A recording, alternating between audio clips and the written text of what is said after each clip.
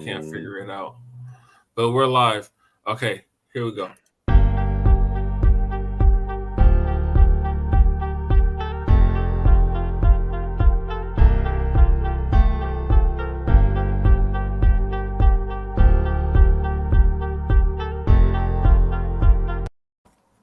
Oh, what the hell?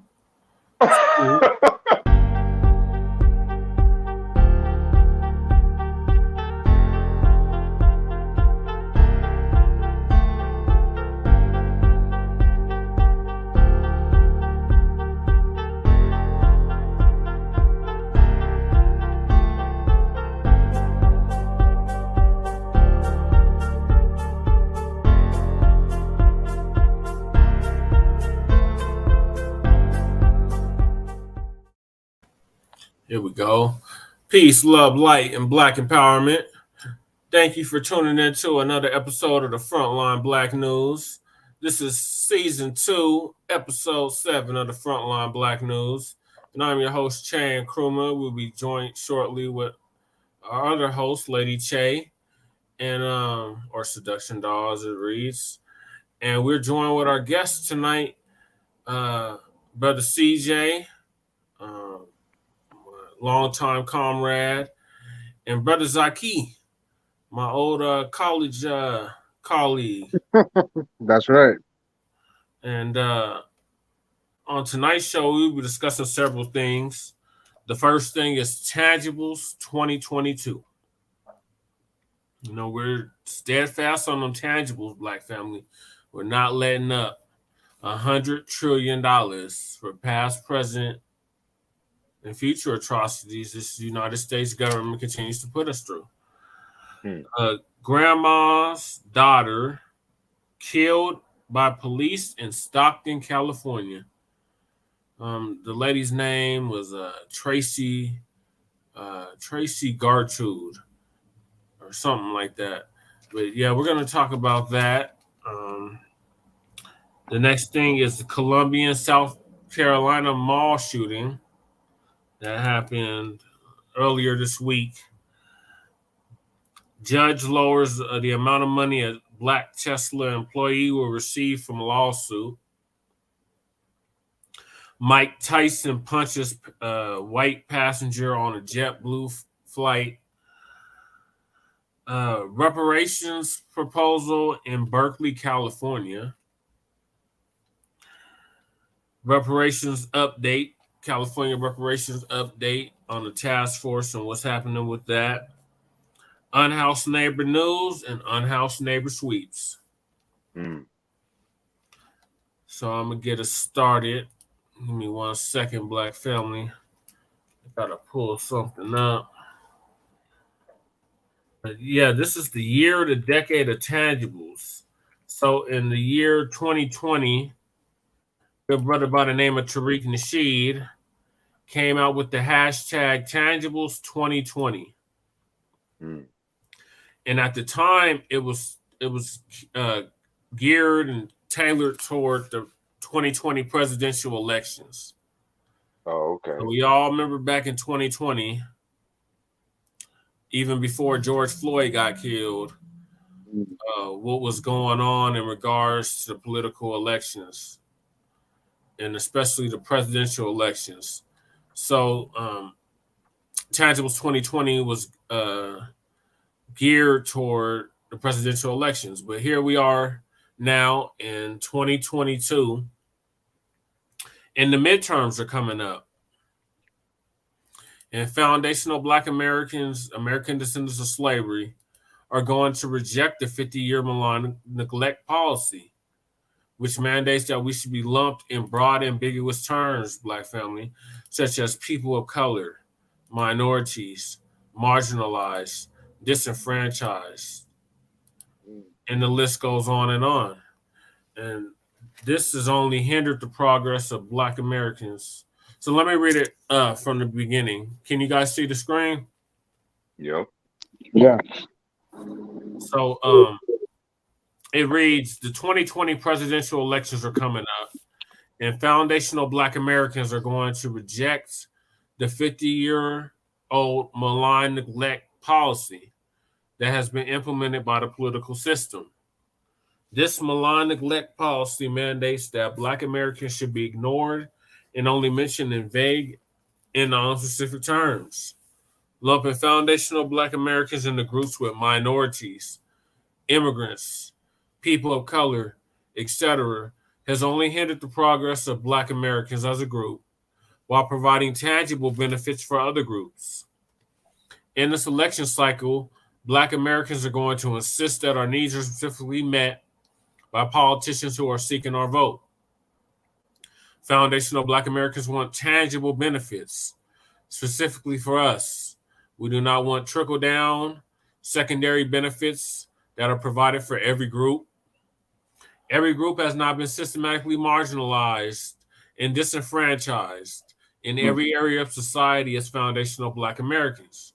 So we refuse to be lumped in with groups who often assist in the exploitation and disenfranchisement of Black Americans. So politicians must offer tangibles, specifically the foundational Black Americans, or we simply will not vote for them. Be sure to spread this message far and wide on social media using the hashtag Tangibles2020. So, Black family, that's exactly what we've been doing here on Front Line Blacc News. We've been spreading that message far and wide for the past 2 years. Last year was Tangibles 2021, and now that we're in the year of 2022, it's Tangibles 2022. And as I've stated on numerous shows in the past, this is going to be a marathon, not a sprint, Black family. We have to be steadfast on these tangibles, but we have to recognize that it won't be overnight that we're going to receive these tangibles. We have to send a clear and direct message to the two-party system that they can no longer practice this malign neglect policy on us. And they're going to have to do something tangible for us if they want our vote. Now, some people say, what do you mean by tangible? Tangible is something real, something substantive, something that you can count, measure, something you can physically touch with your hands, i.e. a check, i.e. reparations, i.e. policy that's specifically for foundational Black Americans. So any politician, including myself, because I've already filed to run for mayor of Denver in 2023, and including myself, any politician that is seeking your vote, Black family, demand something tangible for your vote. Stop just voting just to be voting.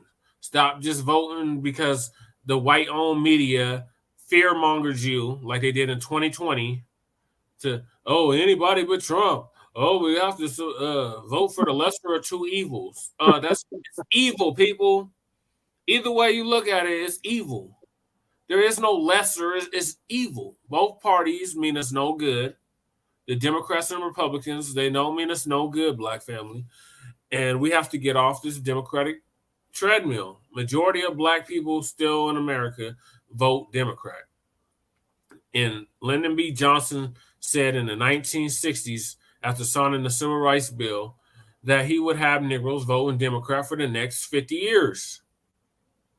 So we're seeing this play out now. It's been 50, 60 years since LBJ, and our people continue to vote Democrat, even though the Democrats offer us no tangibles.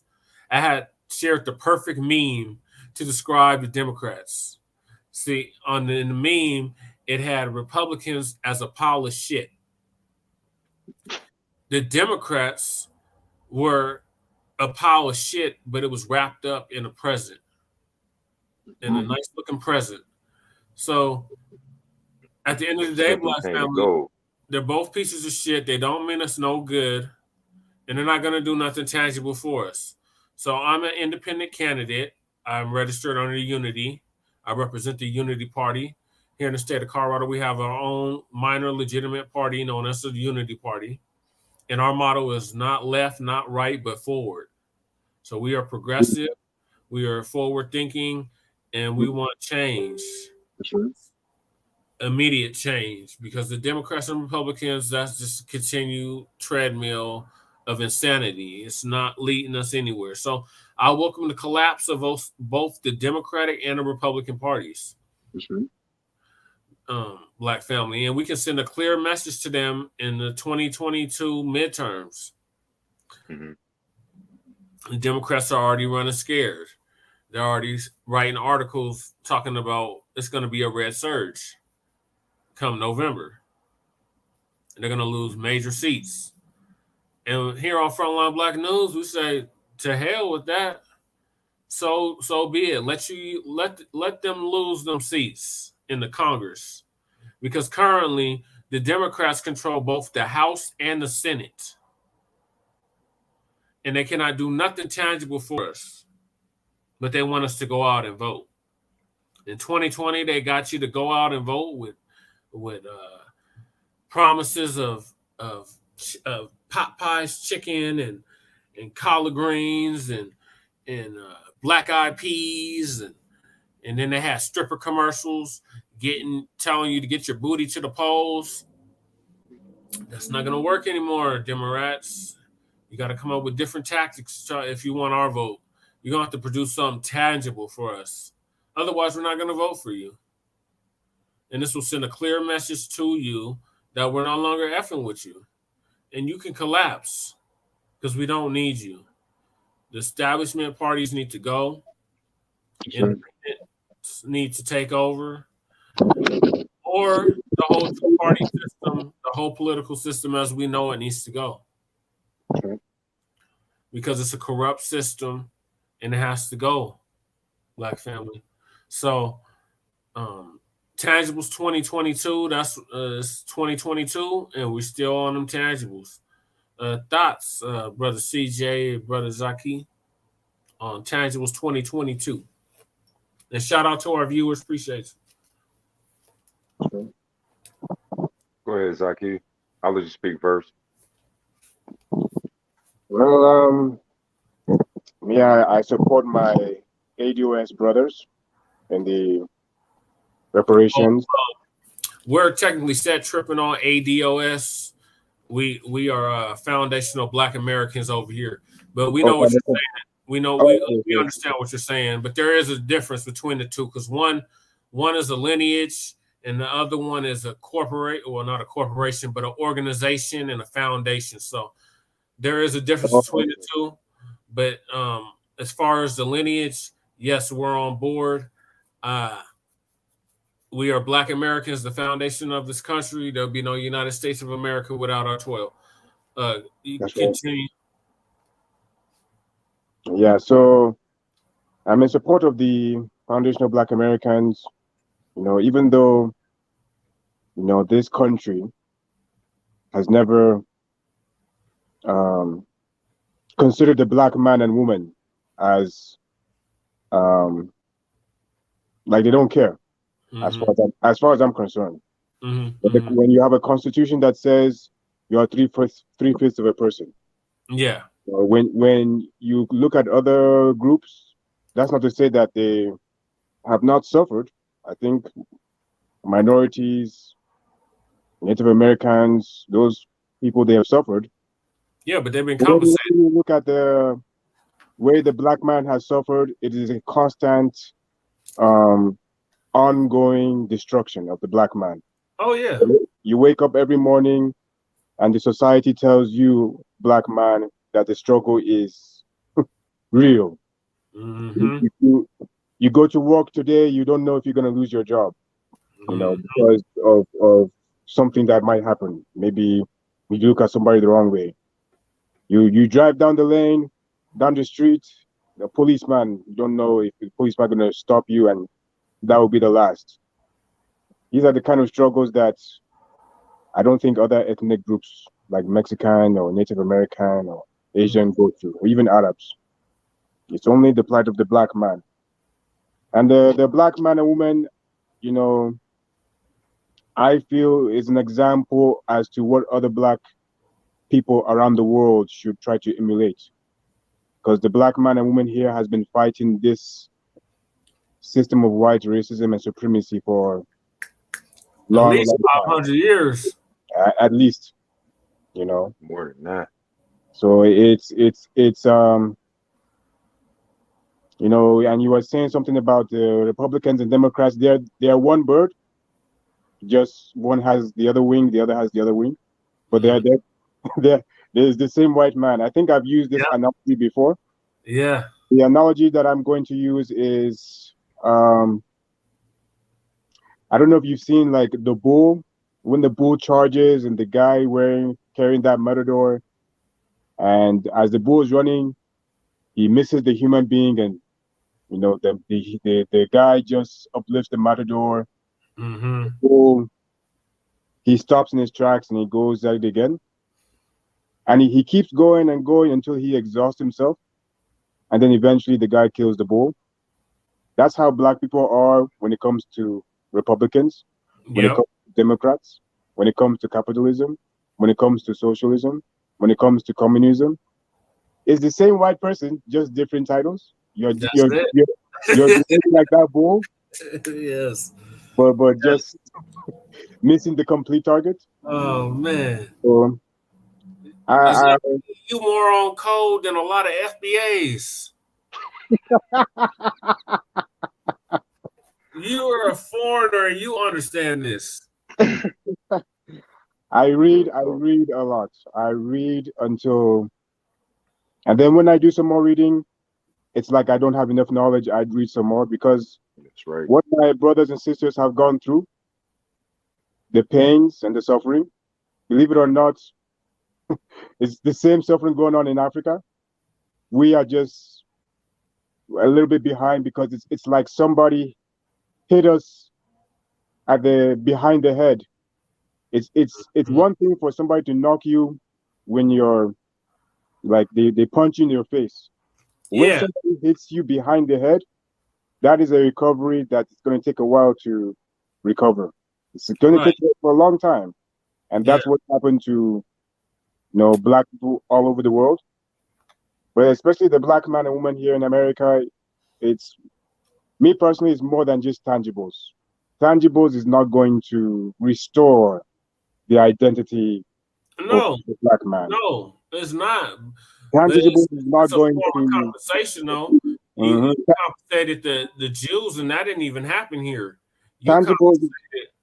tangibles is not going to remove the stress and the Mm-mm. anxiety and the pain of what No. the Black man and woman has gone through here for 500 years. No. It's You, not. the amount of post slavery, post Jim Crow, post Black codes, post civil rights, you Post know, segregation. post segregation, all those things, and yet the Black man and woman can still hold their head high. Even the so-called welfare, which was designed to destroy the Black family and remove the Black man And there's from the more home. white people on welfare than anybody. Exactly. There's more white homeless people than Blacks. That's for a whole nother topic. But Right, all I right. can say is, you know, for my foundational Black brothers and sisters, don't stop at tangibles. No. No, Keep this is revolution alive. the beginning. This is just the beginning. Since the beginning. Please, Yeah. nobody watching get it twisted. Tangibles ain't the end all be all. Not It's good. the beginning. Huh? Right, right. What happened to the Black man's 40 acres and a mule? Everyone was getting theirs except for the Black man and Even woman. the slave owners got reparations, Brother Zaki. Of course. Of Oh course. yeah, they was some of the first. Huh? And then they You had know. the Freedmen's Bureau. After the Civil War, Black people put their money in the bank.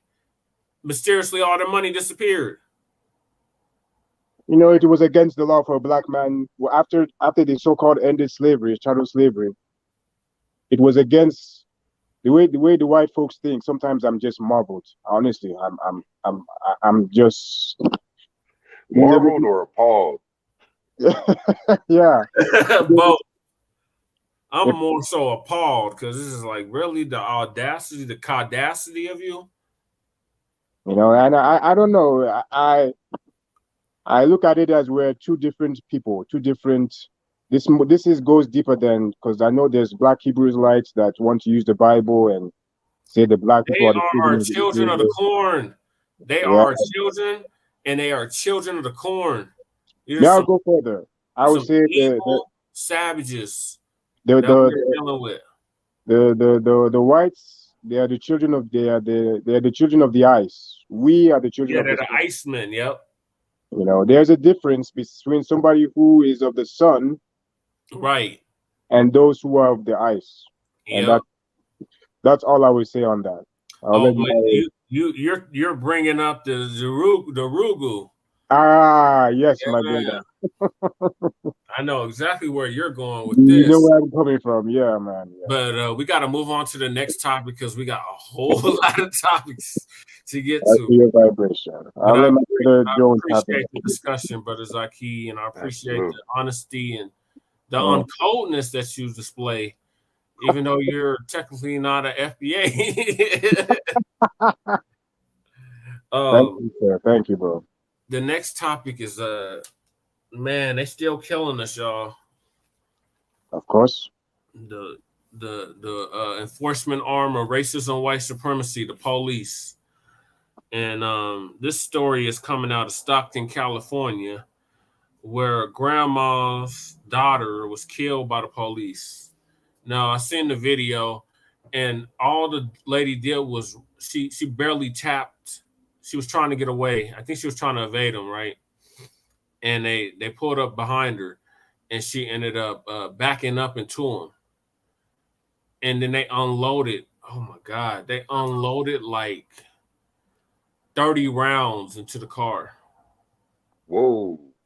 I haven't heard about this one. Yeah, they had unloaded on that car, and How it was recent was this? this was last week. Oh, word. See, instead I've been hearing about this the Nigerian Oh, we touched on that last show. okay, that was killed by the IG model. Yep. Okay, okay. Yeah, that's what I've been hearing about. Okay, let's take a look at this. Okay, so this article is from US Today. Oh, fair use. Oh God, let me get on the fair use. This YouTube has been on that puke tube. It's been on that bullshit. Been flagging videos and striking videos. So let me get that up right now. Fair use YouTube for content purposes, education, criticism, Don't forget comment, to say YouTube. Okay? reporting, teaching, scholarship, education, and research. What did you say, Brother Zaki?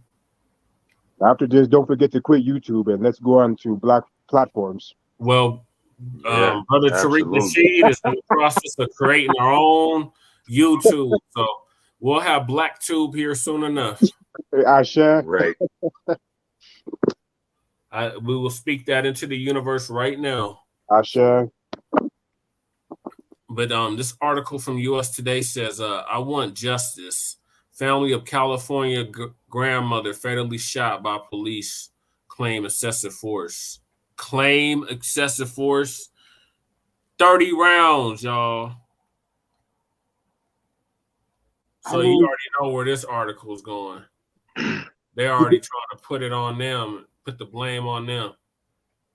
I got to restart this. They're talking about something about France. I don't understand it. Oh, so the article, Brother Zaki, it says by police claim excessive force. The family claims excessive force. Yeah, 30 rounds. He let off 30 rounds into this vehicle. That's more than excessive force. I mean, were they trying That's to? overkill. Yeah, like maybe maybe I understand if we're in Ukraine, maybe you can use 30 rounds. But Oh God, I don't even know why it's playing this damn Ukrainian video. I'm so sick of hearing about the goddamn Ukraine. I just read the article because I thought the video would pop up, but they keep showing other stuff. Oh, maybe this is it. No, this is something else. Yeah, I don't know. There's all kind of ads all over this one. Yeah, US Today. Yep. So the article reads, lawyers representing family members of a woman fatally shot by a California police officer claimed this week that the officer acted with excessive force when he responded to a valley of gunfire gunfire after she backed her car into his police vehicle. Tracy Gaeta,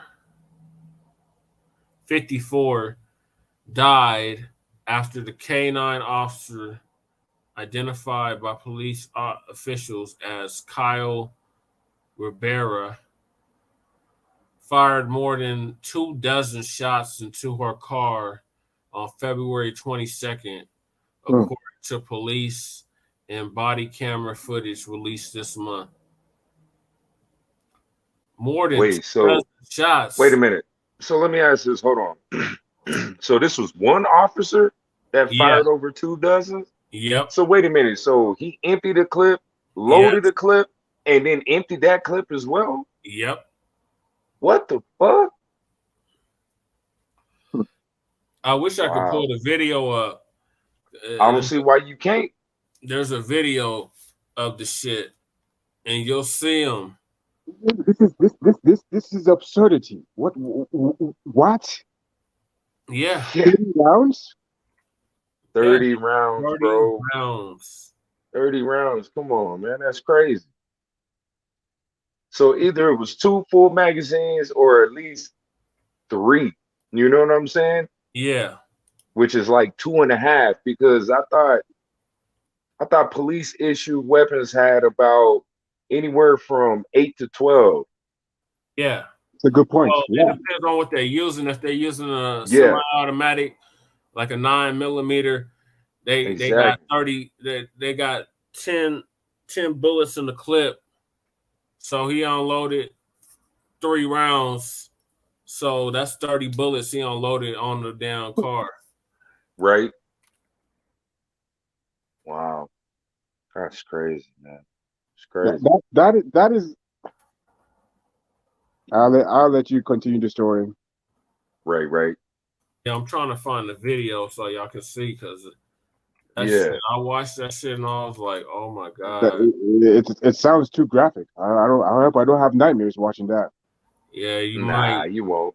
Fair use again, YouTube. Yeah, you won't have no nightmares on it, man. We done seen enough. Police have released body camera video of a deadly shooting showing one of their officers killing a woman on a dead-end road after a pursuit. The family of that woman says officers wrongfully killed their mother, but the use of force expert we talked to believes the video may show this was justified. A warning: what you're about to see is hard to watch. It's always justified when they kill us. Was shot and killed by Stockton Police February 22nd. Stockton Police releasing multiple surveillance videos and body camera video showing the moment leading up to the shooting and when she was killed. This video shows an officer stopped at a red light when the driver of a gray car hit the officer's car before driving off. That prompted a pursuit, and police say Gaeta made a U-turn on the on-ramp of I-5. Surveillance video shows Gaeta driving down a one-way and blowing through a red light. The pursuit ends at Rollerson Road at a dead end. A Stockton K-9 officer pulls in behind her. Okay, here we go. When this happens. So she backed into him, right? So you see him loading the clip, y'all.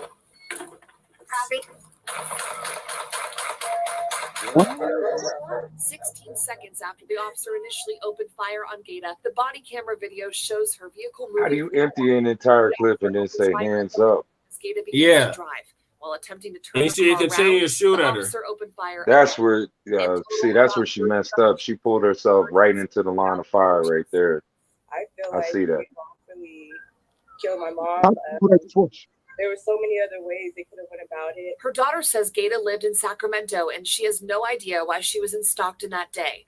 She says her mom may have been experiencing a mental breakdown. It just doesn't even seem right. My mother was scared and, she would never try to hurt anybody, harm anyone. So I think the officer, didn't need to use such excessive force and use his gun and shoot so many times. I would probably put pretty high odds they're going to say it was a justified shooting, and I suppose you could tell he a racist. Look at him. Oh yeah, big time. He got the turkey neck and everything. Stuart Katz, an attorney with decades of experience working on. Yeah, he put his hands up like he was Caesar, so I'm gonna wash my hands with this. Uploading the first magazine, but the second. Look at that second magazine. Trying to drive away at some point. Look, but she's not driving towards him at that point either. She's not backing up. Yeah, she's fleeing. So This why the video fuck? just, How is that clears up justified? that, you know, thank you. for me, that my mother was still in the innocent. She was still innocent. To me, that's what I see. Hi. That's what I The see police too. department says a multi-agency critical incident investigation is now underway, as well as an internal departmental use of force review. All right, to hell with Yeah, the article. but we Let's clearly talk just about the had video. last year. We clearly just had a white boy with an assault rifle at a motherfucking protest, blatantly killing white Oh, you motherfuckers. talking about Shittenhouse? Yeah, About Kyle and Shittenhouse. and, Yeah. and he clearly was in self-defense. You know what I'm saying? Who Yeah, the fuck he was goes out of He the was way of their shooting own white people that state? was off code. He You was know what I'm shooting- saying? Yeah, Who does but that? he was justified because he was shooting white people that were off code. Yeah, exactly. But everything leading up to that entire point didn't even make sense, bro. Who intentionally leaves their state and then intentionally gets weapons or firearms out of their jurisdiction or by the means of their own capability? You see what I'm saying? And then Yeah. you go out and you end up killing other people, but somehow get away with it. Like that, this shit is crazy, bro. This shit is crazy. White people are doing too much, man. They're That's doing white too privilege. much. That's They white doing too privilege. much, bro. The, And the black like, man, the black man needs to have a spirit of war. Where is the black man's warrior spirit? You Where's know, that That's it. spirit of Ogun at? Well, That's exactly. it. I have it. You know, if somebody at some point in time is enough of the Black Lives Matter and the marching and the Yeah, all that. We hey, we shall talked about that. overcome. These Negroes, Zaki is still singing "We Shall Overcome" in 2022. What the Shit's hell? crazy. Shit, No, we we better shall be overcome. preparing for our version of martial law here pretty soon, because My Right. my the way brother shit's Jesse, going. my brother Jesse mentioned off code. We blacks, we are off code more than anyone on the planet. It's time to be on Yes, code. it's time to We are be at on war. code.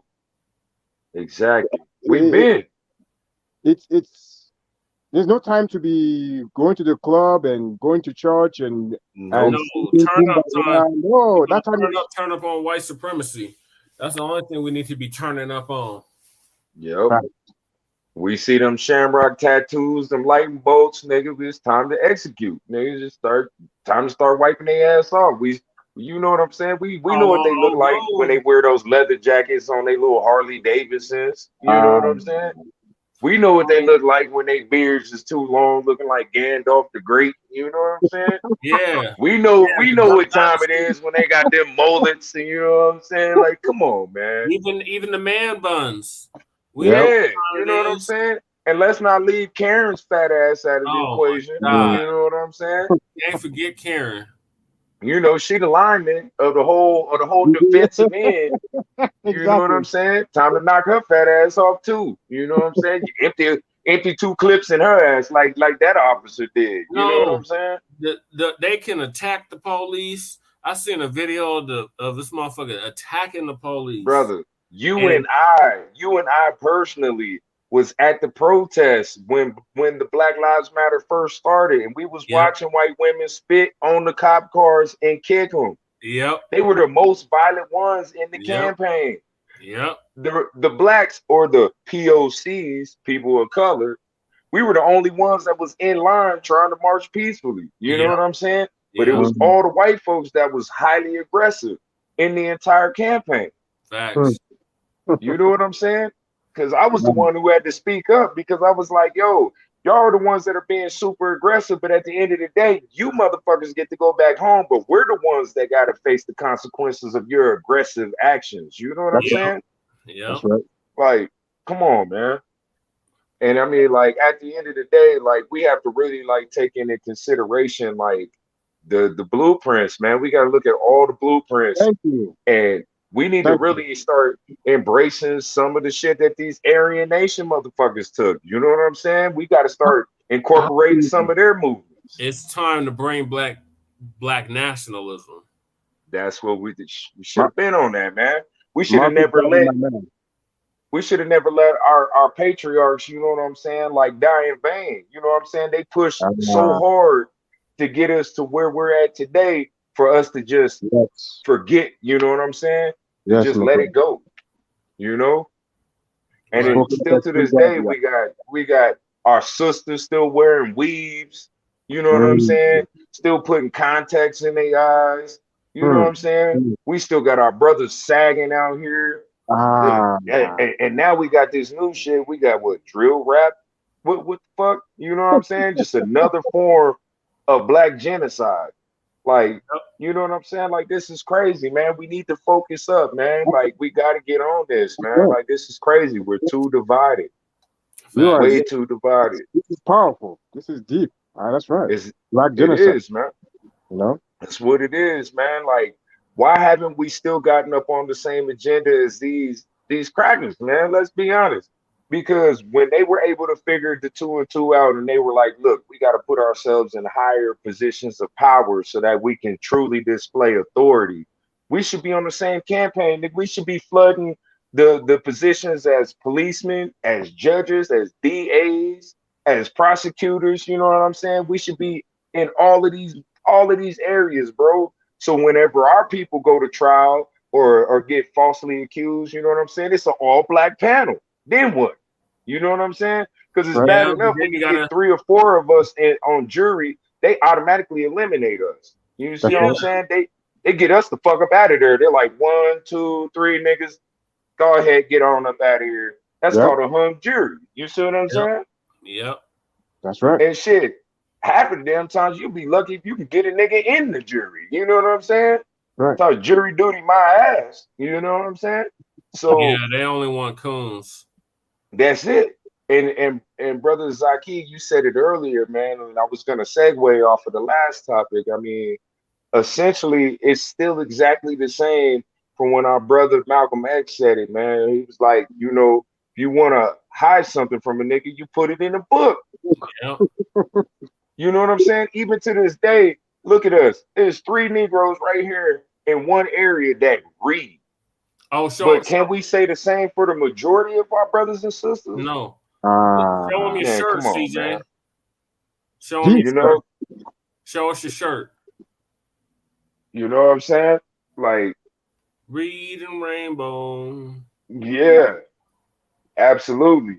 That's right. And so, like, you know, when you really look at it, like, what, man, bro, like, how can we really bring our peoples together? I mean, you said it earlier, Zaki, like, right now, a lot of our brothers and sisters are still caught up in the rat race. You know what I'm saying? Still victims to capitalism. You know what I'm saying? And all the other exploits of the world today. You know what I'm saying? From media all the way down.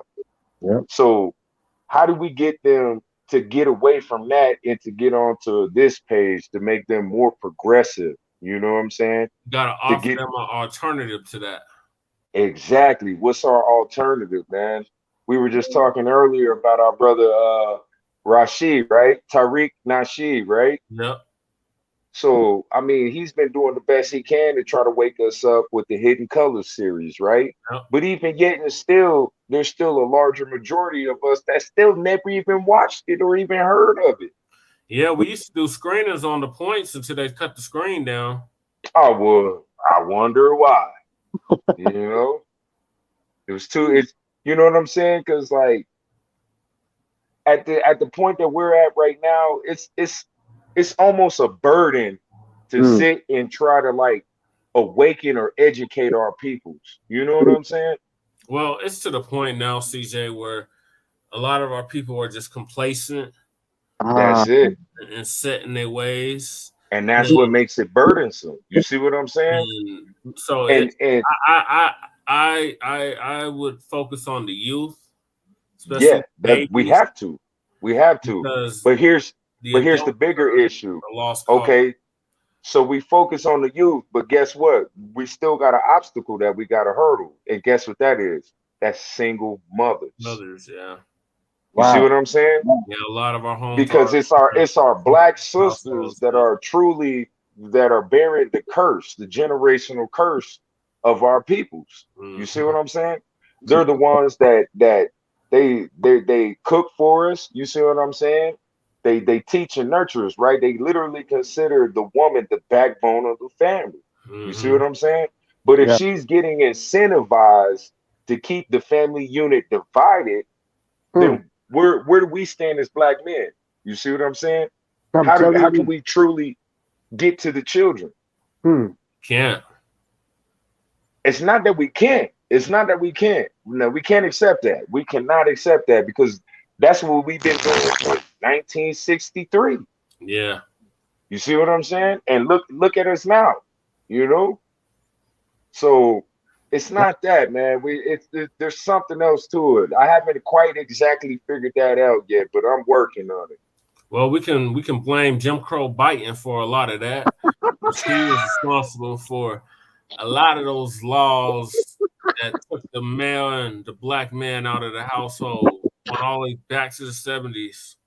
Our current Hey, president.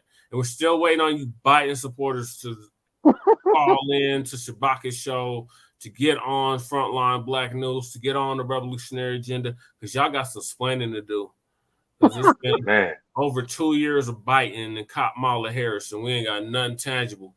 And he told Man, us nah. that we were the backbone of the Democratic Party, and that he wouldn't have gotten the office if it wasn't for us. So it's about time he follow up on the promises that he gave before he got in the office, and he could start by meeting with Ice Cube, who had the contract with Black America. And y'all I'll niggas never forget what Ice Cube said. And y'all niggas was running around here calling him a bunch of coons because he met with Trump and Biden told him he wouldn't meet with him until after the election. So we haven't forgotten. Here on Frontline Blacc News, we have not forgotten.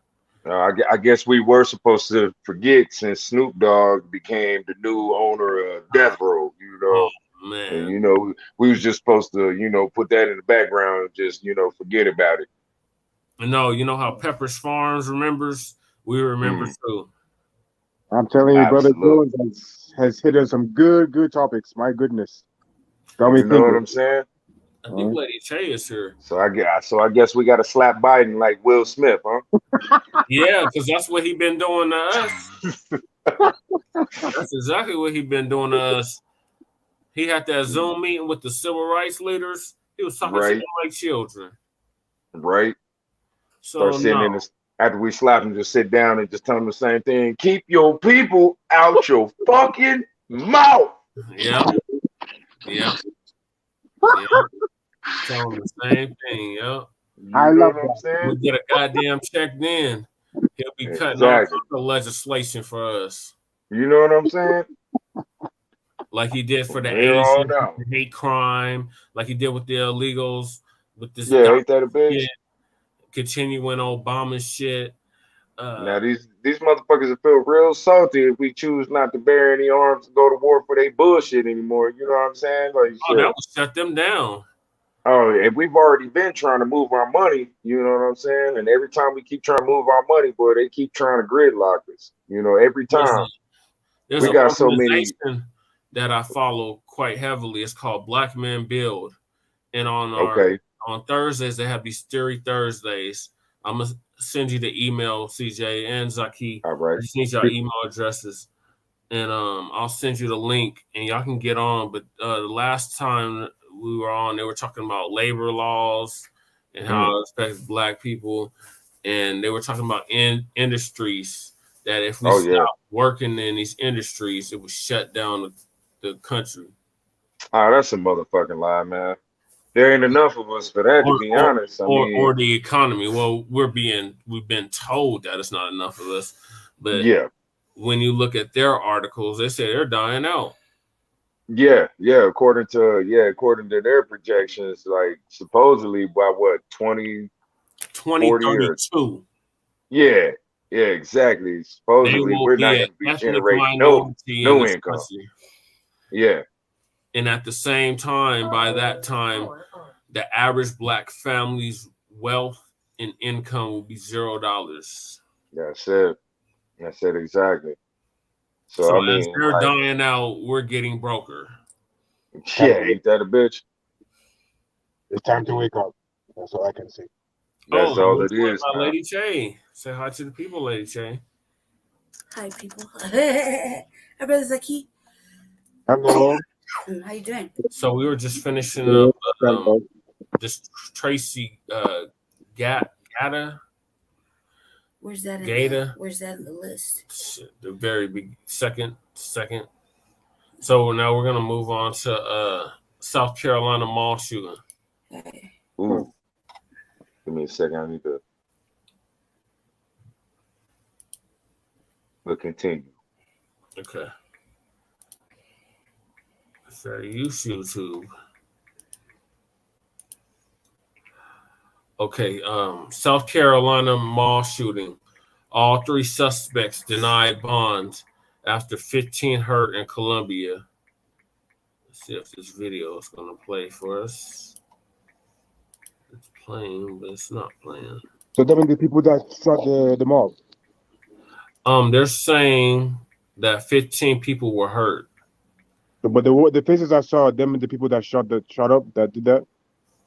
It was 3. It was 3 brothers, young brothers. Wow. Interesting. The youngest was 19, and the others were like 20 and 21. Ah. This video is acting weird, so I'm just gonna read the article. Columbia, South Carolina. This is from WSBTV 2 out of Atlanta. Columbia, South Carolina. A 3rd suspect has been denied bond after a shooting left 15 people hurt Saturday. This was last Saturday at the Columbia Mall. According to WACH TV, a judge denied bond Thursday for Amari Sincere Jamal Smith, 19, the last of 3 suspects arrested in the case, who argued that he did not pose a flight risk, said he didn't surrender to police sooner because he had been seeking an attorney, the news outlet reported. So this is him in the courtroom.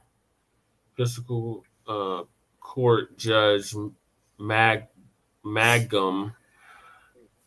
That's so close to MAGA, it ain't even funny.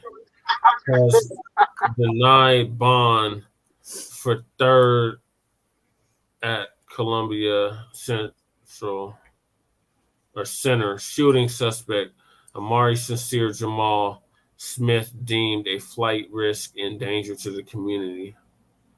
So that's a tweet of him in the courtroom. Hours earlier, Columbia police tweeted that Smith had been booked on charges of attempted murder, aggravated assault, and battery, and unlawfully carrying a pistol, according to WPDE TV and WIS TV. That's him. The other the first suspect, or the 3rd suspect, excuse me, the youngest of the 3. That's his mugshot.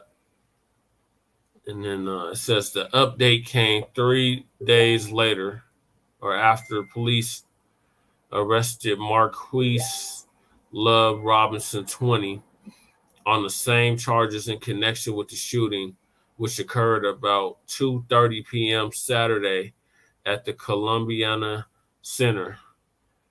9 people were injured by gunfire, while 6 others were hurt while trying to flee the mall, the Associated Press previously reported. So this is Marquise Love Robinson, 20. That's his mugshot. And then on Sunday, police also arrested Joanne M. Price, 22, on a charge of unlawfully carrying a pistol. His charges were later amended to include attempted murder and aggravated assault and battery, the AP reported Monday. And that's his mugshot. And that's the end of the article. So what are you guys' thoughts on this? What was the motive? It doesn't say in the article. Well, that was the question of the year then. I guess You know, usually when these kind of things happen, it's gang related. But this exactly. article did not say anything about gangs. Yeah, that was a good question though. Is that right? Huh? It was shooting up the mall. Yeah. I don't think gangs would do something like that. Man, it happened all the time in the Aurora Mall. What the hell you talking about? Right.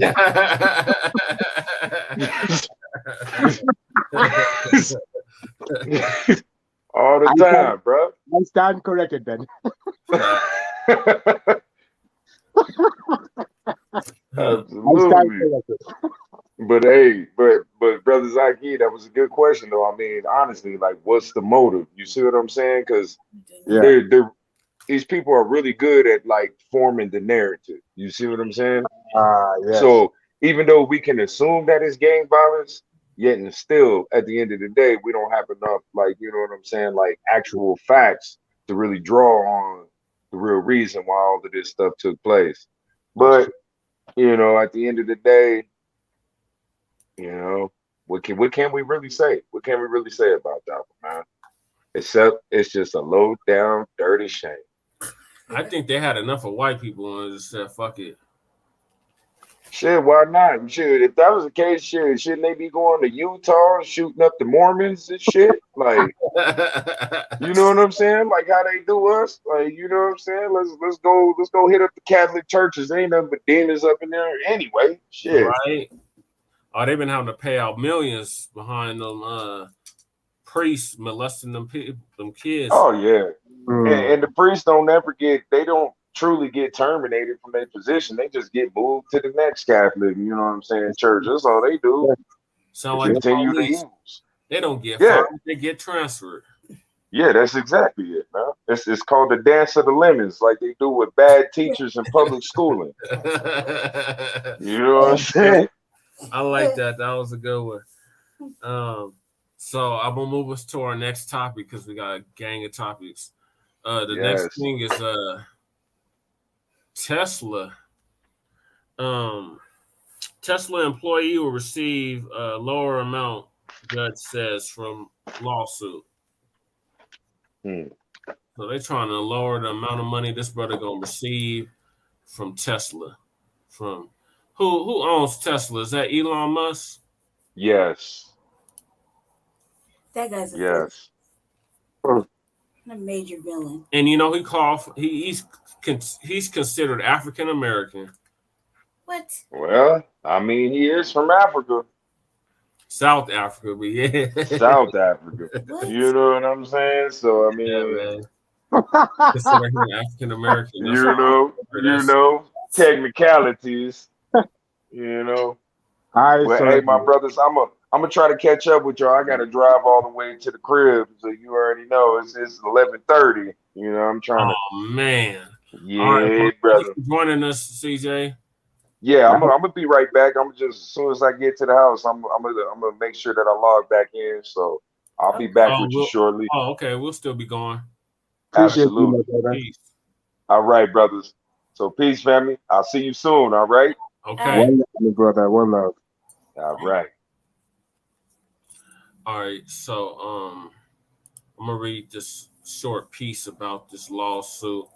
So judge reduces 137 million race harassment verdict against Tesla to 15 million. That's a dramatic decrease. That's what I said. Tuesday, April 19, 2022, a federal judge pared down. How do you zoom in on the article? Okay, now I think we can all see it clearly. A federal judge pared down last year's jaw-dropping 137 million damages award toward Tesla in a racial bias lawsuit. As covered previously here, Oh shit, I forgot to tell y'all where this is from. The National Law Review. A San Francisco federal court jury awarded $6.9 million in emotional distress damages and $130 million in punitive damages to a Black former elevator operator who worked at Tesla's Fremont facility for approximately 1 year before quitting his employment in 2016. On April 13th, because it ain't even the 30th yet, April 13th, 2022, the judge granted Tesla's motion for a reduction in the amount of damages in part and denied Tesla's motion for judgment as a matter of law that is not liable. The judge explained in his order great deference is owed to the jury's verdict, but after careful review of the record, I conclude that the amount of compensatory damages was excessive. What? Specifically, the judge reduced the emotional distress damages to $1.5 million, the highest award supported by the evidence, as compared to the $300,000 for which Tesla advocated. With an eye toward U.S. Supreme Court precedent imposing constitutional limitations on punitive damage awards, the judge reduced the punitive damages to $13.5 million, 9 times the amount of compensatory damages, as opposed to the 1-to-1 ratio Tesla proposed. While the judge described the jury's award as unconstitutionally large, he rejected the argument that no punitive damages are warranted. The court granted the highest possible ratio of punitive damages, 9-to-1, under United States Supreme Court guidance that it unlikely rewards exceeding a single-digit ratio between punitive and compensatory. God, I can't say this word. Compensatory damages will satisfy due process. The former Tesla employee may not accept the reduced damages and instead request a new trial on damages, and Tesla presumably will appeal to the Ninth Circuit as well. As we've noted before, I guess they've done several articles on this. This case well exemplifies the advantages of arbitration for employees and employees alike. Arbitration offers increased speed, finality, cost efficiency, and predictability, which are all absent in a jury trial like this one. We will continue to monitor this case and provide any relevant updates. Interesting. Man, what are your thoughts on this, brother Zaki? I mean, so the so-called African American, he's from South Africa. The owner of Tesla, Elon Musk, yeah. That sounds like he's a white guy from South Africa. Mm-hmm. Pasty white. He one of those Afrikaners. And I'm sorry to do this, but I have to go there. And this Afrikaners from South Africa refer to this guy as African American. Yep. I mean that's what I'm still like, I guess, shocked. I mean, I know that there's more meat of the article, but I just can't wrap my mind off of an Afrikaner who was killing Zulus is now being called African American. Yeah, because he was born in Africa and he moved to the United States, so they consider him an African American. That's not how it works. That to me is thoughtless. Yeah, that's not how it works. The man is of Boer descent. Right. He's of Afrikaner descent. Right. I'm disappointed, to say the least. He's not an African American. Why does he get away with that when everybody has to be called an immigrant? Huh? Right? If anything, it could be because his people are not really Africans; they're Afrikaners of Dutch descent. Mm-hmm. I don't. Maybe it's just. Either. The first time I heard about it was when I was in college with you, Zaki. I never knew South Africans that are white. I had a contemporary African class, and there was a white girl in there that was from South Africa, and she literally kept saying that she was African American. And I was just like, "What? How are you African American?" And then she broke it down and was like, "Well, I was born in Africa, but I live in America, so they consider me African American." And I'm like, "But you're not African American, though." Right, you're like an immigrant still. You're right. Yeah. She's not African American, but she's not even African. This is where. There you go. That's where the disconnect is, because I didn't, up until just recently, didn't even know. Just recently, like I'm going to talk about like 20 years, didn't even know there were white people in Africa, let alone South African, and they're like bourgeoisie type. You know what I mean? Or, from the way it looks at, lives in the slums. There are white folks. There are white folks that live in Africa. There's Indians and Asians that live in Africa. There's Arabs, and they consider themselves African. But when I used to live there, I just laughed because I'm like, well, you're not indigenous, right?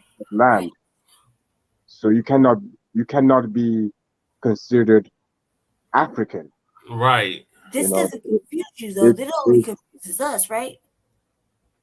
You know. Well, he knows the history. He knows the history. That's why when I say Afrikaners, he was just like, "Let me break something down." I don't understand what that word is. I'm like, you know, they're an fake. An African American, foundational Black American, will be more African when he goes back home to the continent than an Afrikaner. Yeah, because that's where colonizers would come from. Yeah, they're and I'm sorry to say, but this is where I fault the people, and I'm sorry to digress from the article, but this is where I fault our people from Africa, from the continent, who have allowed foreigners to take over. Chinese now. Can you imagine Chinese now taking over in parts of Africa, and they won't hire the Africans in their business, and they're even saying no Africans in their restaurants right on their own continent. What a disgrace! And I heard they're marrying all the African women. Oh, and you see that? So I'm wondering. I'm just wondering, like, what is our so-called men over there? Like, a lot of Black men get a lot of heat because the Black man is weak here, but the Black man in Africa is weak too. He's allowing Chinese people with small eyes to overtake. No, I'm not happy. It's a lot of, I'm not happy about it either. It's weird. It's like, come on, man. How much do you gotta really accept at some point? Like, you still like, damn, man. There's a lot I'm sorry, my brother. I digress, but that's all I have to say on this. No, you don't have to. You don't have to apologize, because I was on the same page. I was like, this is fucked up. Yeah, so we got a little sidetracked. I think so. That judge should be ashamed of himself, lowering the settlement that this brother is receiving for racial discrimination. It's the standards. Oh yeah, and it's Tesla. Tesla has billions, trillions, damn near trillions of dollars. It should be nothing for them to pay $137 million to this brother that used to formerly work for them. He want to claim South African. Oh, yet he don't want to do the right thing. Yeah, Elon Musk. Yeah. Right? Is that the gist of it? No. So the gist of this is there's a brother that sued Tesla, who used to work for Tesla back in 2016, and he sued them for racial discrimination. He was a former elevator operator. Mm-hmm. And the judge on presiding over the case is saying that due to the constitutional statute of limitations and punitive damage, he had to lower the amount that the brother is going to receive. That's what I'm saying. That's what I was saying. Yeah. Hell nah. We lower the standards, you might as well just say you don't want nothing. You know, because they'll just give them whatever they want to give them. No, but the brother, it's the judge that's lowering the amount. It's not the brother that's lowering the amount. Judge is the one that's doing it. In the case. Judge is it. That's another. I'm telling you. Just another way of them to get away with shit, huh? Mm-hmm. I've never been interested in owning a Tesla. Yeah, I rode in two. I wouldn't own one. But I wouldn't own one, no. But I have a friend that owns one. They look like a lot to find a place to charge. You know? And I just think that it's not as exciting as it appears. It's just like regular cars. We've been in like 2 of them, huh? 3 of them. Yeah. I didn't see no real fancy shit with it. I just need a car to get me from point A to point B. That's what I see. I've seen some shit where you push a button and you go from fucking 0 to fucking 90 in like 2 seconds. 2 seconds. You in the car? Yeah. You went from 0 to 90? You're special. Vero pressed the button. Zaki, I don't know if you remember the brother that got beat up at Union Station by the transit cops. Yeah, that sounds familiar. Yeah. He got the settlement, and he lives in Colorado Springs now, and he ended up buying a Tesla. Yeah.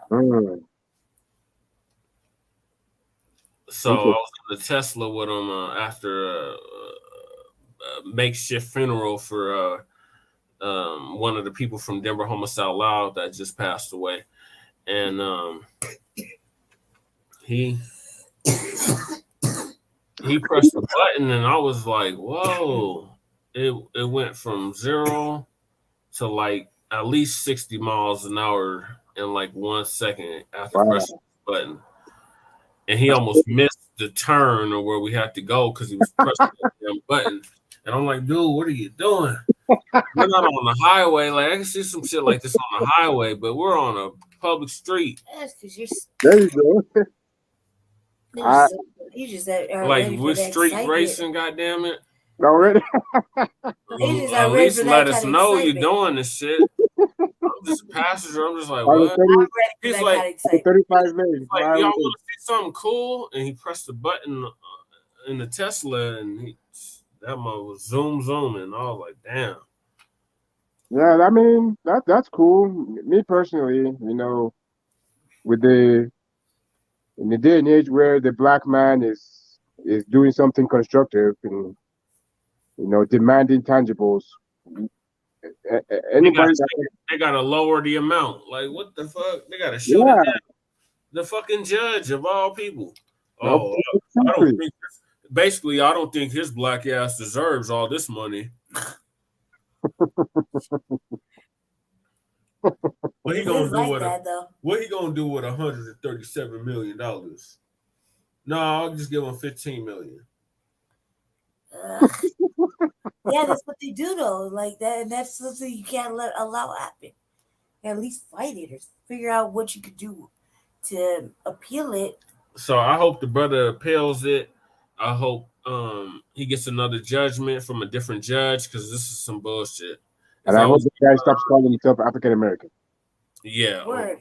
Yeah, stop going That'd be that. First.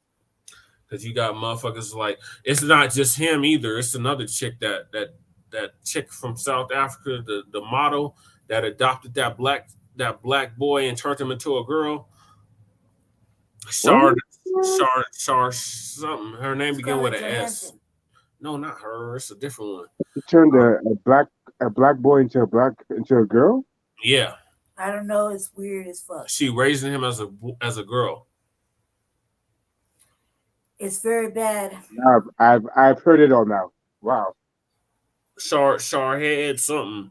It began with an S. Her name.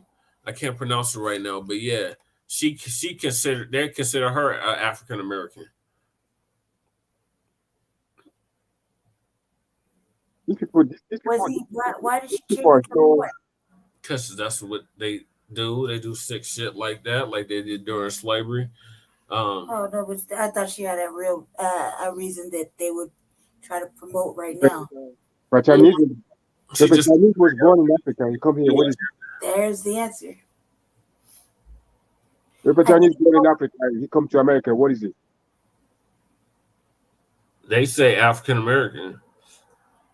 No, you're still African until you get your citizenship, right? Yeah, but when did we ever? That goes back to when did we ever petition the United States to become citizens? We're talking about Africans that are immigrants to come here, right? Yeah.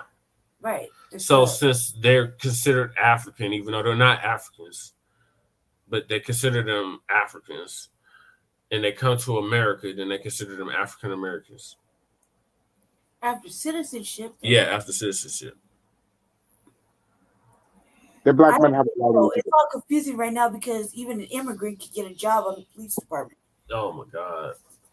There's gonna be all kinds of white supremacists from the Ukraine and the police department now. That's another that's for another episode. Yeah, well, we did a whole episode, not a whole episode, but we did a portion of an episode about Ukraine and how they were sending over nothing but neo fucking Nazis. And the fact that everybody can get assistance but us. Mm-hmm. That was I think the main point. Yeah, you got all these refugees from other countries, some with enemies. You know what I mean? They come with them and they can have everything that the regular person that lives here, that's unhoused, can't have. You can thank. As brother just used to say, you can thank Jim Crow Biden. Yeah. Yeah. Yep. So all you Biden supporters that's watching, you can thank your president because that's y'all president. I didn't vote for neither one of them clowns, but y'all president, you can thank him for all that shit. I think he's gonna send like 800 million to Ukraine. Yeah, 800 million, but you can't pay us our fucking reparations. Now they gotta study. It's really ridiculous, and it's only showing the most racist fucking neglect ever, where they just gotta feel like we are. They gotta do studies. They gotta talk about it. Yeah, we're not worthy. Debate. They gotta have this whole dialogue for years and years and years, decades. And years. But everybody else could come like immediately, and they get everything they need and then some. Everybody that passing for white, because remember how they did the Haitians. That's right. Very good example. That's yeah. Thank you for that. Yeah, that's very true. That's very good. Very good. They don't seem to want to think about that though at all. But act like that shit didn't happen this year. I was like, nah, it happened. Well, last year, but yeah. Yeah, semantics, man. But you feel it. Yeah, I mean, either way, it happened, and it was very bad form on their behalf. Not only that, but I don't understand why even, the black people from the Ukraine or anywhere even wanted to even try to come over here, given the severity of how they've been treated, and not to say that, they couldn't be welcomed. I'm just saying, considering how they've been treated, it's almost pointless. It's either way. It's bad everywhere you are. But that's There probably about 400 Nigerians just went back to Nigeria. Mm-hmm. Because they were of the situation in Ukraine. They're not gonna bring black Ukrainians of Nigerian and Ghanaian from Ukraine to the United States. That doesn't make any sense. They'll just ship them right back to Africa where they belong. Yeah. the refugee status and the assistance is for the Ukrainians and only Ukrainians. Yeah, the white passing. Exactly. Neo-Nazis. Exactly. Thank you. You know, for anybody that's, I don't know. I mean, they had a football player, you know, because they do soccer over there, right? That's they right. had a black football player that they was calling monkeys and hurling all kinds of insults at him. And then this Negro had the audacity to get on TV talking about, I love Ukraine. Ain't no place like Ukraine. And they treat me so well in Ukraine. And then we see all these videos of how they're treating our African brothers and sisters over there. And it's just like, no, hell no. That's a coon. We're not on code. That's the problem. You know, it's not just here. It's over there in Europe, Africa. Any. I don't understand why we're afraid to be on code. Call it spade and spade. Ukraine is not. What did you get? We got 1, 2. And in the Unhoused Neighbor News and the Unhoused Neighbor Sweeps, we got 2 more topics. Or 3 more topics. So the next topic we're going to get to is Mike Tyson punching a suspected white supremacist passenger on JetBlue plane. So this article is from CBS News. It says, video appears to show Mike Tyson punching passenger on JetBlue plane. Former professional boxer Mike Tyson allegedly punched a fellow passenger on a JetBlue flight. Video taken on a cell phone and obtained from TMZ. They might as well just change that to FBI. Obtained by TMZ shows the former heavyweight champion throwing several punches aimed behind his seat. When reached for comment, the San Francisco Police Department told CBS News that officers detained 2 people involved in a physical altercation on board an airplane at the San Francisco International Airport Wednesday night. It said 1 person was treated at the scene for non-life-threatening injuries. That subject provided minimal details of the incident and refused to cooperate further with the police investigation. SFPD added in a statement, both subjects were released under 849B of the California Penal Code pending further investigation. SFPD did not name the 2 people alleged in the altercation. In a statement, representatives for Tyson said that the other passenger started the incident. And you can clearly see from the video that the other passenger started he was provoking him. Absolutely. And he thought his white privilege was going to get him off and he was going to get a payday. He was wrong. Unfortunately, Mr. Tyson had an incident on a flight with an aggressive passenger who began harassing him and threw a water bottle at him, which is assault, by the way. That's assault. That's right. You hit somebody with a water bottle, that's assault. Threw a water bottle at him while he was in his seat. Tyson's representative said Thursday. The passenger involved in the incident later identified himself as Melvin George Townsend III, and this mug has an extensive criminal history. Wow. In a statement, Townsend's attorney, Matt Morgan, said that Townsend was a big fan of Tyson and became overly excited when the former boxer boarded the plane. At first, their interaction was cordial. Morgan said in a statement, at a certain point, Mr. Tyson became agitated by an overly excited fan and began to strike him. This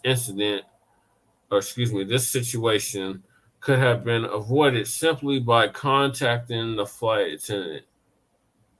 Our client denies throwing a water bottle prior to being struck by Mr. Tyson. To state the obvious, as one of the greatest fighters of all time, Mr. Tyson should have known not to use his hands on an overly excited fan. So they're trying to put it on Tyson. Of course. Oh, you're just supposed to deal with the abuse.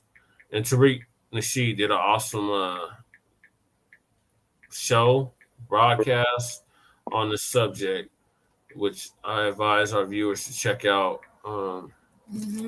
JetBlue did not immediately respond to CBS News request for comment. Of course they didn't. So now they're talking about banning Tyson from JetBlue, and this bastard. What is his name again? What is this bastard's name again? The third. I really he's rubbish. Melvin is trying to get a payday because he's gonna plead. Oh, I was assaulted. This big black man assaulted me. You see that? And my white privilege is gonna get me paid and protect me. That shit is crap. It clearly, there's people recording him acting like an ass, but I don't know if those people were with him or not. They seem too chummy. Yeah, they seem too chummy. And I thought the people recording it seemed too chummy. Yeah, they did. They did seem real chummy. You see, black man, no matter what status you have in this part of the world, or an ordinary white guy can come in because he has white skin, and before you know it, it's a constant reminder that, you're black and white. He's white. No matter the kind of status you achieve, whether you're Cornel West or Will Smith or anything like that, you hit a white guy. That's why Will Smith. If that was a white guy joking with Will Smith's wife, Will Smith would never got on stage and. Nope. Nope. And if he would have got on stage, he would have been brought out in handcuffs. In handcuffs, yes. Right. So it goes to show what really has changed in the last 400 or 500 years. Nothing. So. What? An overexcited fan. What? Overexcited. That's how they're portraying him. Yeah. No, this dude was harassing. The man threw a water bottle. And agitating, and then throw a down water bottle, and now wants to play victim. Right. That doesn't sound like an overexcited fan to me. Sounds like a thoughtless fan. No, you wanted to provoke Mike Tyson of all people. You want to provoke one of the best, if not the best, fucking boxer of all time. When he bites off your ear, I don't want to hear shit. That's what Mike Tyson should have done. Yeah, when he bit off George Foreman's ear. The guy into a coma or bit off his ear. Oh. And then in the video, the dude looks dumbfounded, like, was it Evander Holyfield or George Foreman? It was Evander Holyfield. My bad, Evander Holyfield. He looks dumbfounded, like. Of course he is. Of course. His face is all fucked up. That dude's acting goofy on his own. I can't believe that needs to that goes to show people who are like into that social media talking rubbish. When you are in real life and you talk rubbish like that, you expect to get hit. Can't just be on social media talking rubbish and then you bring that rubbish that you talk on social media to real life and don't expect any consequences. The man must have been throw a water bottle at me. I'm gonna hit him too. That's assault. Yeah, it's assault. I don't mean any of that. Oh, that's assault. That's where Mike Tyson went wrong. He could have okay, I'm pressing charges. Yeah. Mm-hmm. If he had, and that would have been it. But he put them paws on him. You know what I think it was is that he might have been provoked too much because look how long it's been since he had an outburst like that. He's in a closed, confined space.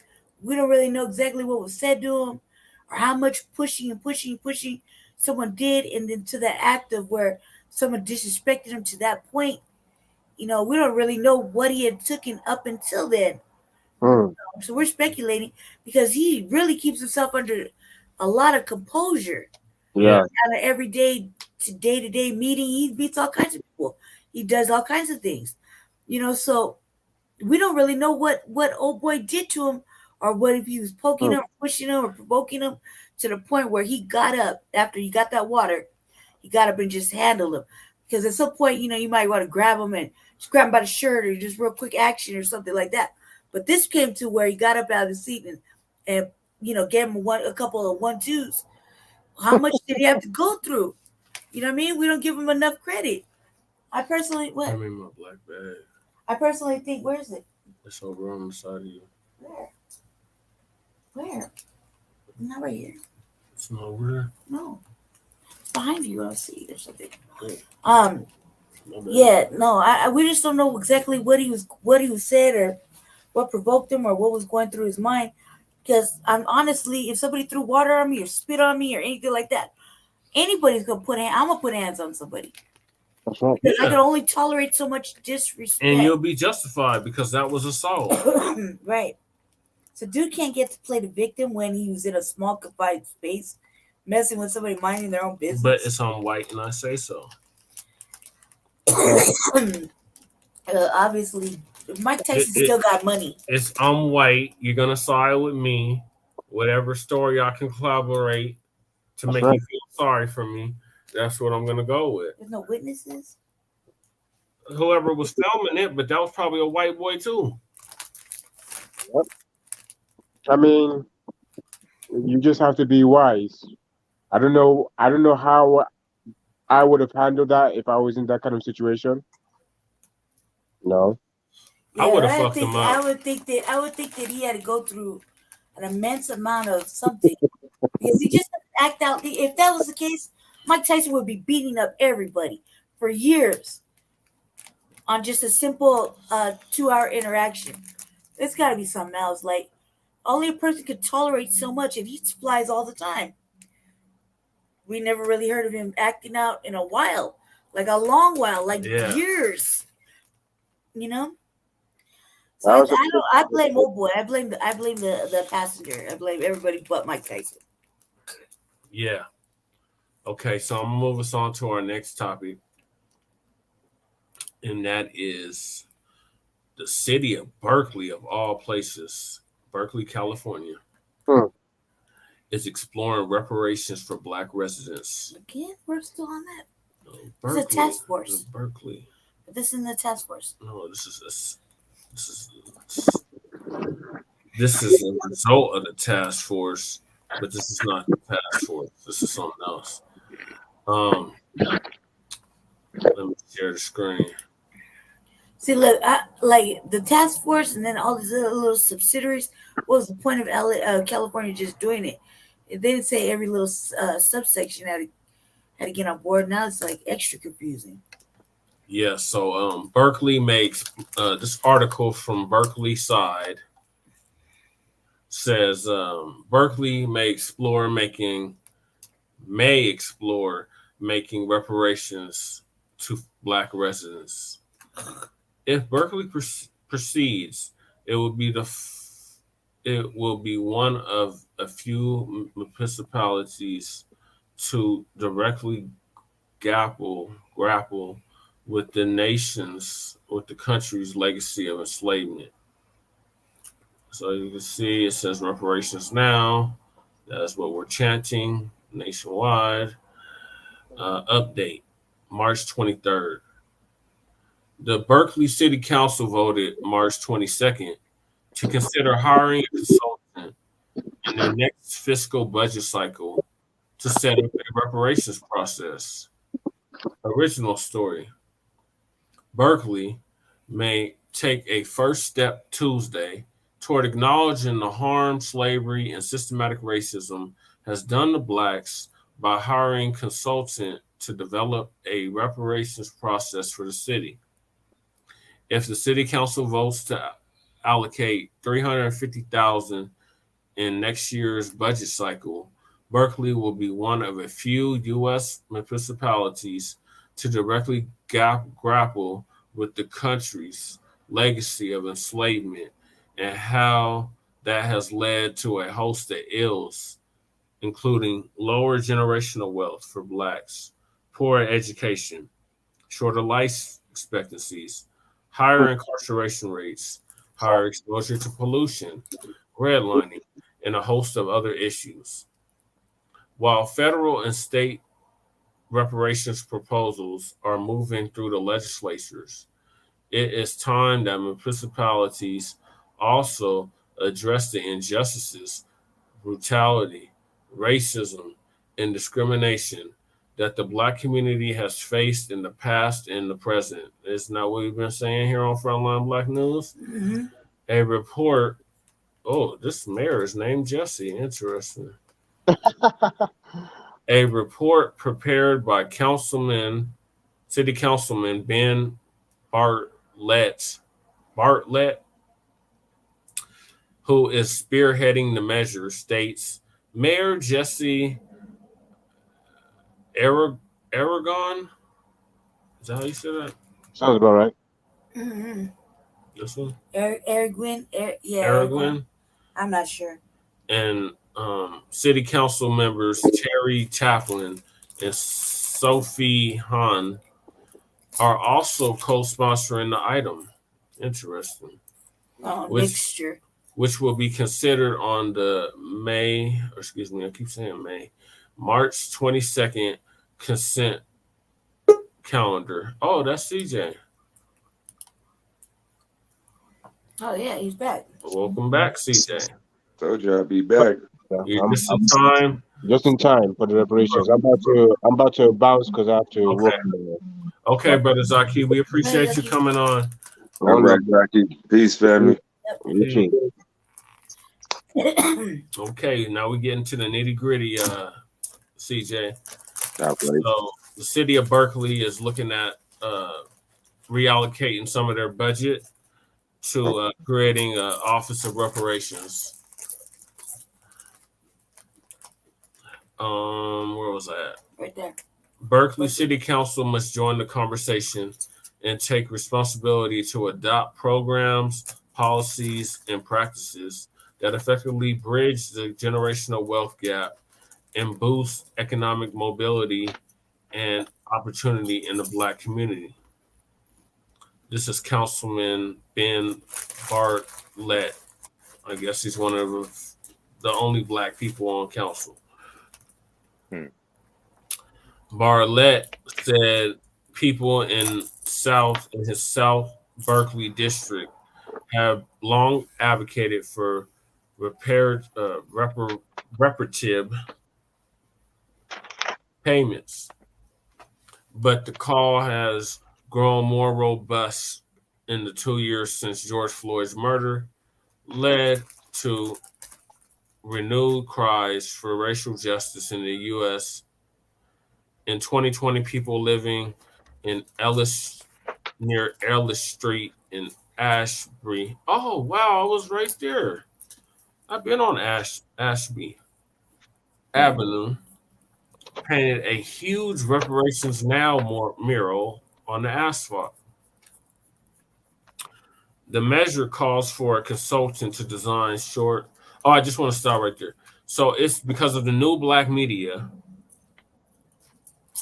why this reparations call has grown so robust in the last 2 years. Okay.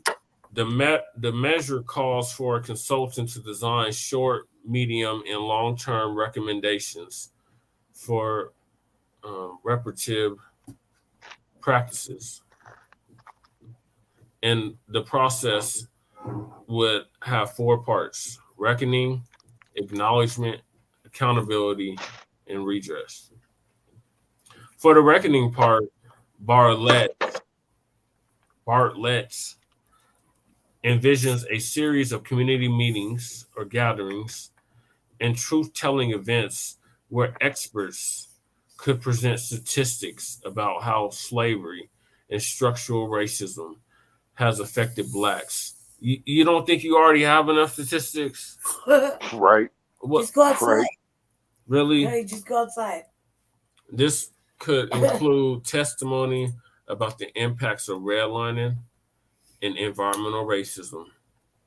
Which they already have information on.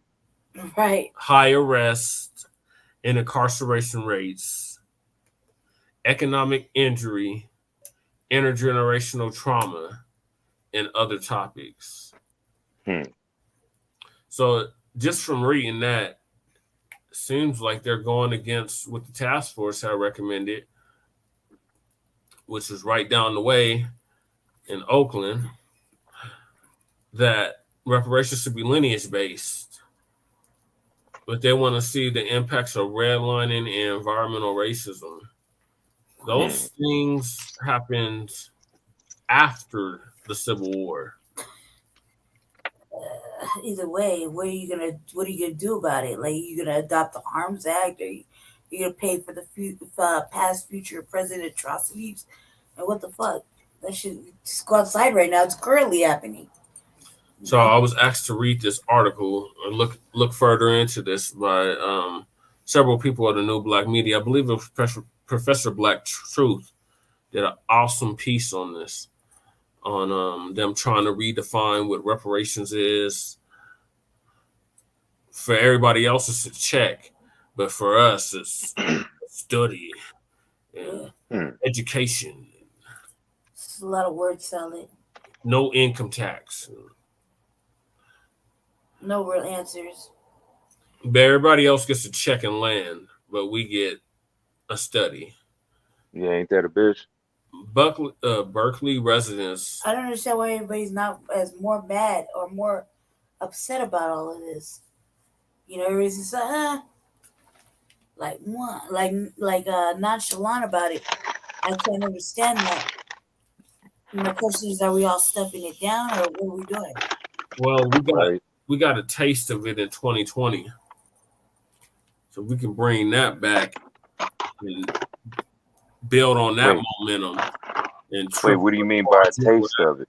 Yeah, because I'm like, that was a taste. Why isn't everybody more upset? That's my question. That was a taste of it. What I mean by a taste of it is every city in this country was having protests. Oh, okay. Burning shit up and tagging. Yeah. Busting shit. Okay, I got you. Not in regards to that. That was in regards to George Floyd. Yes, but not with reparations.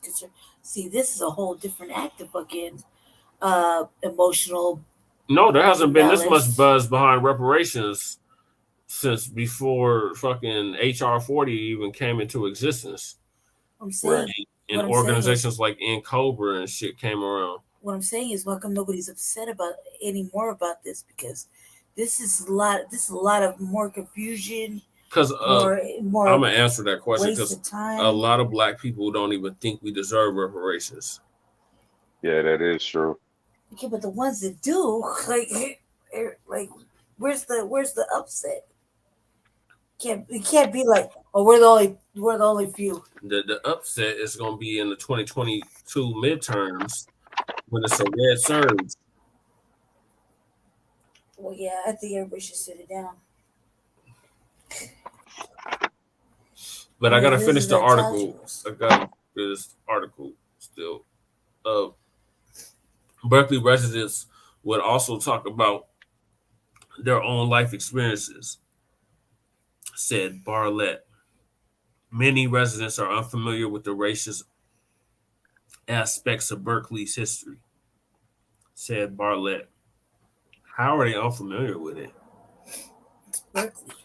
He sees the community dialogue modeled somewhat like South Africa. Oh, God. See, when they said reconciliation process, this is not. It's Berkeley. It's not like Oakland. This is a nothing burger. Right. People that's watching from California. Truth and reconciliation process. No, cut the goddamn check. That's the only thing we need to reconcile. Stupid. They're basing this off of what happened in South Africa, and South Africa didn't get nothing out of it. Right. And I had that. I still have that book. I have the Truth and Reconciliation. The goal for truth in a Berkeley context is to establish a common understanding of the history of Black Americans in Berkeley, according to the report. So on your screen is a picture of the redlining. Okay. Everywhere there's red, That's where Black people were limited to. So in Oakland, Berkeley, because Berkeley's right next door to Oakland. Right. In this map, as you can see, there was a lot of redlining that went on. That's kind of crazy you got into this because I actually was going to mention that before I had to go earlier about redlining and everything. But here we is. They didn't start the redlining until after the Civil War. Of course. And after after Reconstruction. So when Black people started to elevate, then they started saying, "Oh, you can't live in this neighborhood. You can't live in this part. Oh yeah, you can't." This was actually at the heart of the race riots. Yeah, well, yeah, the Rolling 20s and all that. The Roaring 20s, the 19-teens, 1900s, yeah, all that. Late 1800s. Yeah, because this is when they started coming back with actual data and statistics proving that Black communities were either just as successful as whites, if not more successful. We've seen that with Tulsa, just for instance. We had many Absolutely. but just Tulsa, for instance, they have built that up in less than, I believe, they built that whole Greenwood, Ashford, Pine. They built that up in like 20 years. Mm-hmm. Like a generation. And them crackers came in with the help of the U.S. government, the U.S. military, and dropped sticks of TNT on the people. Yep. That's how helicopters. Because up until that point, them brothers and sisters was fighting. They bared arms and everything. They was fighting for theirs. Oh yeah. Them crackers came over there jealous, lied and said that a white girl got raped or some shit, and burnt the whole house. They was fighting for like a week. That shit went on for like a whole week. Yep. Like the last day, they dropped the sticks of TNT on the. Yep. The U.S. government did this. The U.S. military. And then they turned around and denied any hospital, any AIDS, emergency aid, because the only availability that was closest to them was white hospitals and shit like that. Yeah, you from Oklahoma, you know. Yeah, yeah, I know. Yeah, that's my hometown. So back to this article. Other steps could include a former recognition. Oh God, a fucking apology, really, by the city of Berkeley of the harm it has inflicted through the laws and policies it has adopted, such as zoning that led to segregated neighborhoods, and disproportionately awarding city contracts to white people, as a recent consultant report revealed, and racial disparities in police stops, said Bartlett. Bartlett. Yeah, you're right. You're right the first time. After that, the community could come together and working with Berkeley city officials develop recommendations for redressing the harms from racism and discrimination.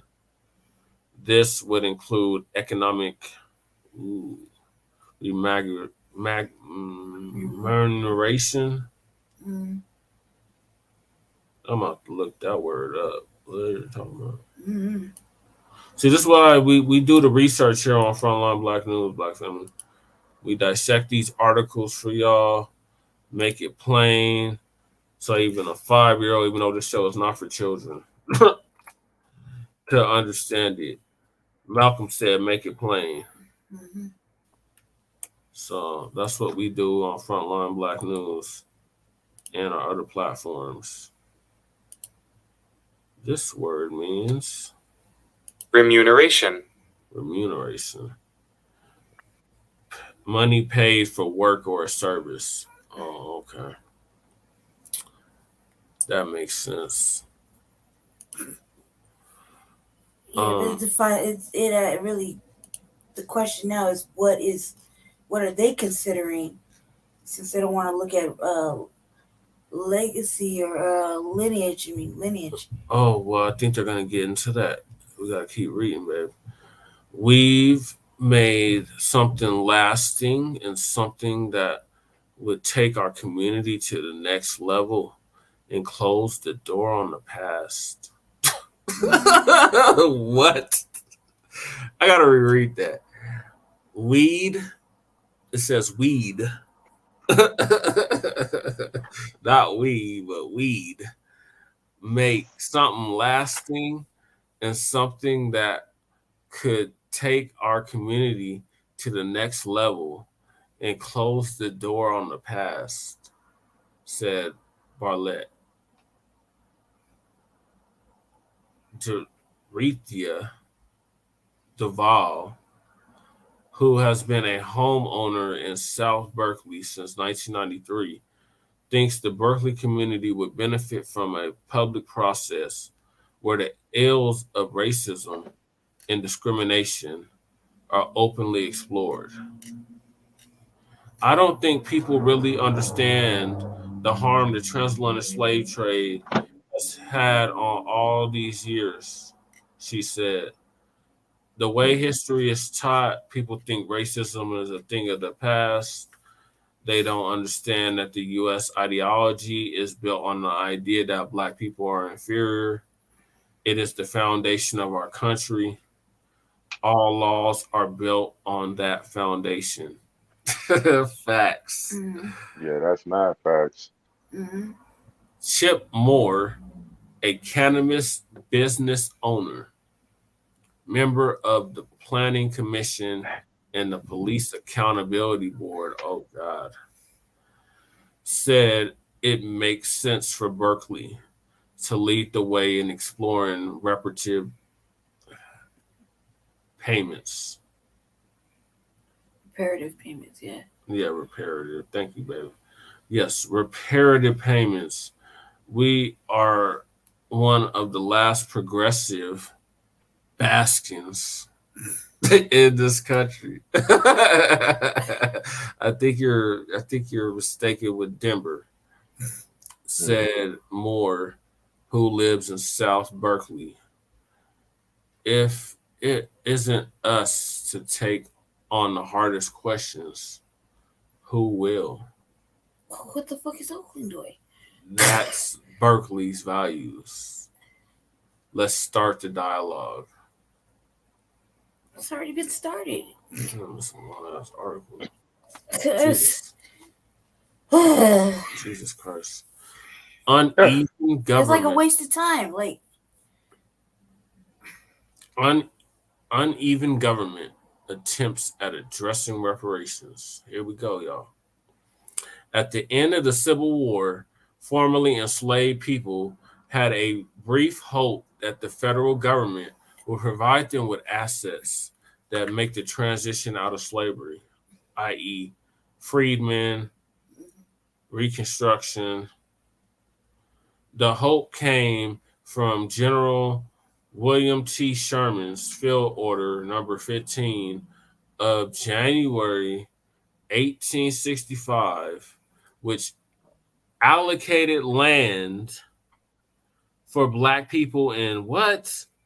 South Carolina and Georgia that had been previously owned by white people. In March 1865, Congress passes the Freedmen's Bureau Acts to provide land, among other things, to newly freed African Americans. But President Andrew Jackson ordered that the land had been seized to be returned to its former owners. That sounds like some Jackson shit. That's the mug on the $20 bill, y'all. The promise of 40 acres and a meal died,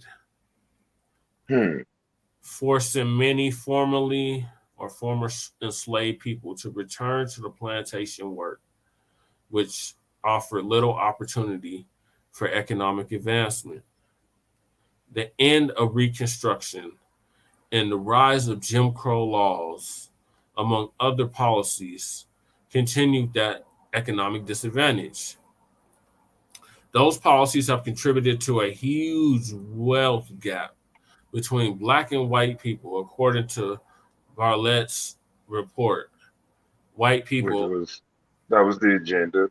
That was Yeah. the goal. Yeah. Well, they create economic deprivation. Yeah, exactly. They did it to their own people first, and then they did it to us.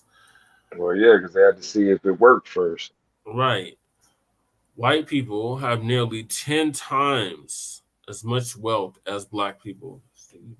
I mean, it's going on now. I mean, I'm living proof of that. I mean, because it's still in the workforce. You know what I'm saying? It's mostly dominated by whites, and then me as a black male. You know what I'm saying? Like, if I'm too outspoken, or if I'm too strong or too assertive in certain degrees of my job position, you know, I see them actively like do things to try to like excommunicate me from my job positions, and you know what I'm saying? Or they'll do stuff like real petty stuff, little things. Yeah, you know what I'm saying? Like things to affect my financial status. You know what I'm saying?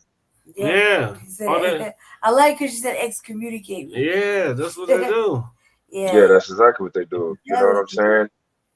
First, they'll do things like, first they'll be like, oh, yeah, you know, he's great, blah, blah, blah. And then they'll go from there to all of a sudden, I'm doing like, you know what I'm saying? Like the actual dirty jobs now. And then all of a sudden it goes from there to, well, you know, don't worry about coming into work tomorrow, that type stuff, or you got this many days off. Meanwhile, everybody else is getting overtime. You know what I'm saying? Yeah, and it don't help that we're in an at-will state. So they can find any reason they want, and they don't have to tell you the reason. Yeah. But they want you to put in a 2 weeks notice, though, if you leaving their ass. Yeah, that part. Yeah. You know what I'm saying? But they won't give you a reference. No. But you know what? we gotta address the elephant in the room though too, which is the Mexicans. Oh yeah, well that's the buffer class. That's what we do. Buffer classes, CJ. We got we got in-depth knowledge on them. There's a lot of buffer classes. It's a lot of buffer classes, and they're standing in the way of our progress. Yeah, definitely. Because I mean, they're if not more racist than the salty Americans. They come from racist countries. I mean, these people were colonized by the same people that colonized America. Yes. So, exactly. It's true. There's no punishment for it. You know, there's no reprimand. There's no consequences. No nothing. No, because they're told if you're white, you're right. So that's what they gravitate toward, and that's what they put on the census. That's what they check on the application. White, white. And they could be as dark as me and you, CJ. Yep. I've known I've seen it with my own eyes. I know Dominicans that's cold black that will get upset if you call them black. Absolutely. Like conditioning Absolutely. So I mean, essentially, when it comes down to it, we ain't on our own, you know. Yeah. So, but I gotta finish the article, y'all. So I'm gonna get back to it. All right. The wage gap. In 2016, the net worth of the typical white family was $171,000 compared to $17,150 for a black family. So that's not even at the poverty line. That's below the poverty line. The poverty line in most states and cities is $20,000. So that's below that. Exactly.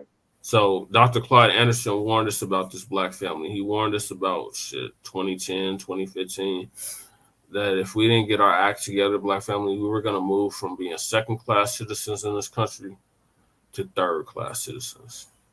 And Mexicans and other so-called people of color, whatever the fuck that is, we're going to side with them and do exactly such. So everybody's on code but us, black family. So it's time that we get on code, black family. We're in a life or death situation, real talk. Like, we need a Marshall Plan and all kind of emergency action plan, all that, because we're at war, black family, and we're waking up to it every day. But the article continues to say the federal government has never seriously taken up the issue of reparations for black people. Oh, of course. At least until 2021. So here's your part, bro. Remember I was talking about HR 40? Here we go. Okay. For more than 30 years, starting in 1989, Representative John Conyers, you know who that is, Jr., Democrat out of Michigan, introduced HR 40, calling for a commission to examine the lingering effects of slavery, racism, and discrimination. Representative Sheila Jackson Lee, you know who that is, Democrat out of Texas, became the lead sponsor for the bill after Conyers stepped down in 2017. In 2021, the House Judiciary Committee passed the legislation for the first time, but it has not advanced further. Supporters of the bill say they have had enough votes to pass the bill in the House of Representatives, according to Washington Post. Getting it through the Senate is a long shot, however. Why is it a long shot? Well, there's only like 4, I think we're up to 4 now, Black senators out of 400 or some crackers. They don't really count. They're not on the same agenda. And them 4 or whatever, they're a bunch of coons. So they don't count. They're not on the same agenda. California is now grappling with reparations. Here we go. California lawmakers adopted AB 3121 in September to set up a task force to study the institution of slavery and how it still affects Black Californians today.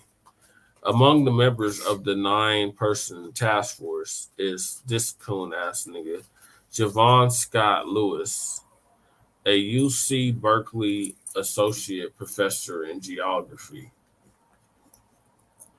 The task force has been holding monthly meetings where experts have testified and the public has had a chance to offer its perspective on reparations. The task force will provide 2 reports. The one due in June will explain the scope of the discrimination and suggest who should be eligible for reparative payments. A June 2023 report will recommend what those payments should be.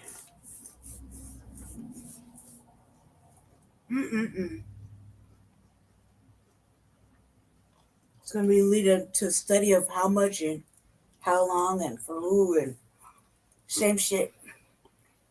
It's going to draw out.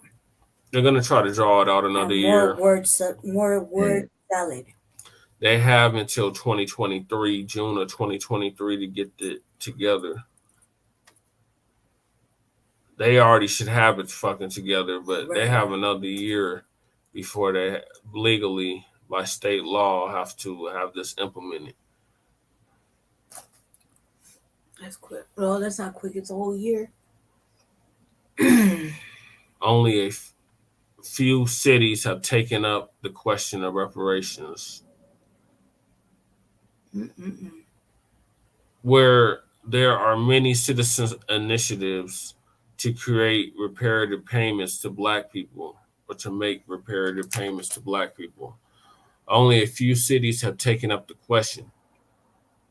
The city of Asheville, North Carolina, apologized for the city's role in slavery in 2020, and in 2021 allocated $2.1 million toward funding reparations. The money. That's it. That's it. Shit, they sent more to Ukraine. Nigga, it was 3.2, wasn't it? Shit, they about to pass a bill that's it was 800 million. 150 million right now in the city. Well, that was 800 in military. So that's more of an investment. So that's money that's coming back. But we're talking about money that was sent out in aid, was exactly like 3.3 to 3.1 mil. Dude, when California would try to do the math, they were like, "We can't afford this."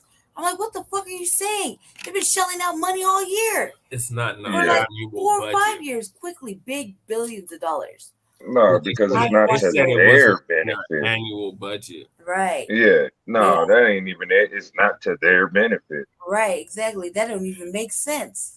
That's really what it is. The GDP of the United States is like 20 trillion.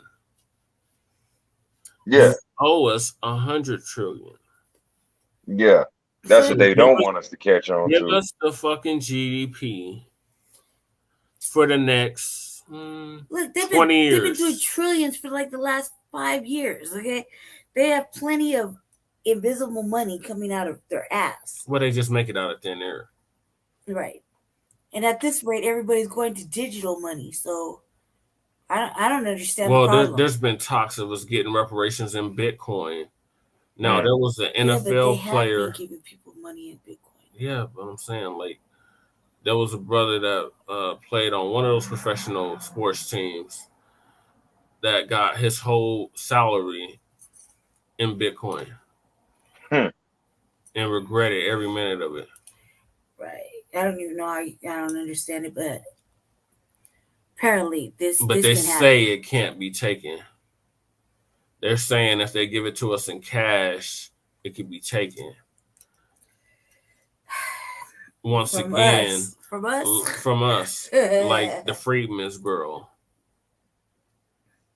But I gotta finish the article, y'all. The money won't go directly into direct payments to individuals, but into investing in areas where Blacks face disparities. The city of Evanston, Illinois, has pledged to spend $10 million in the next decade to help Black homeowners acquire and fix up their property, or to help pay mortgage costs. Each eligible resident could get $25,000. So far, funds have been distributed to 16 individuals. That's nonsense. What did you say? 25,000? So that's like one. So my question is what did these 16 individuals do to obtain it?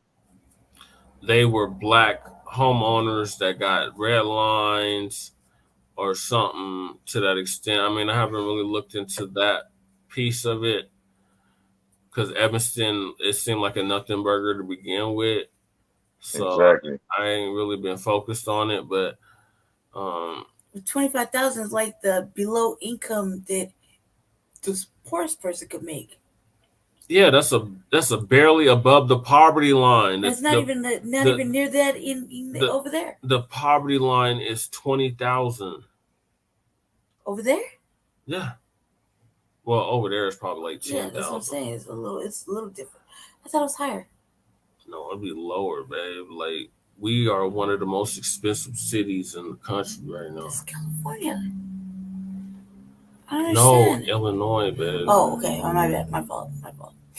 The San Francisco Board of Supervisors approved the creation of an advisory commission.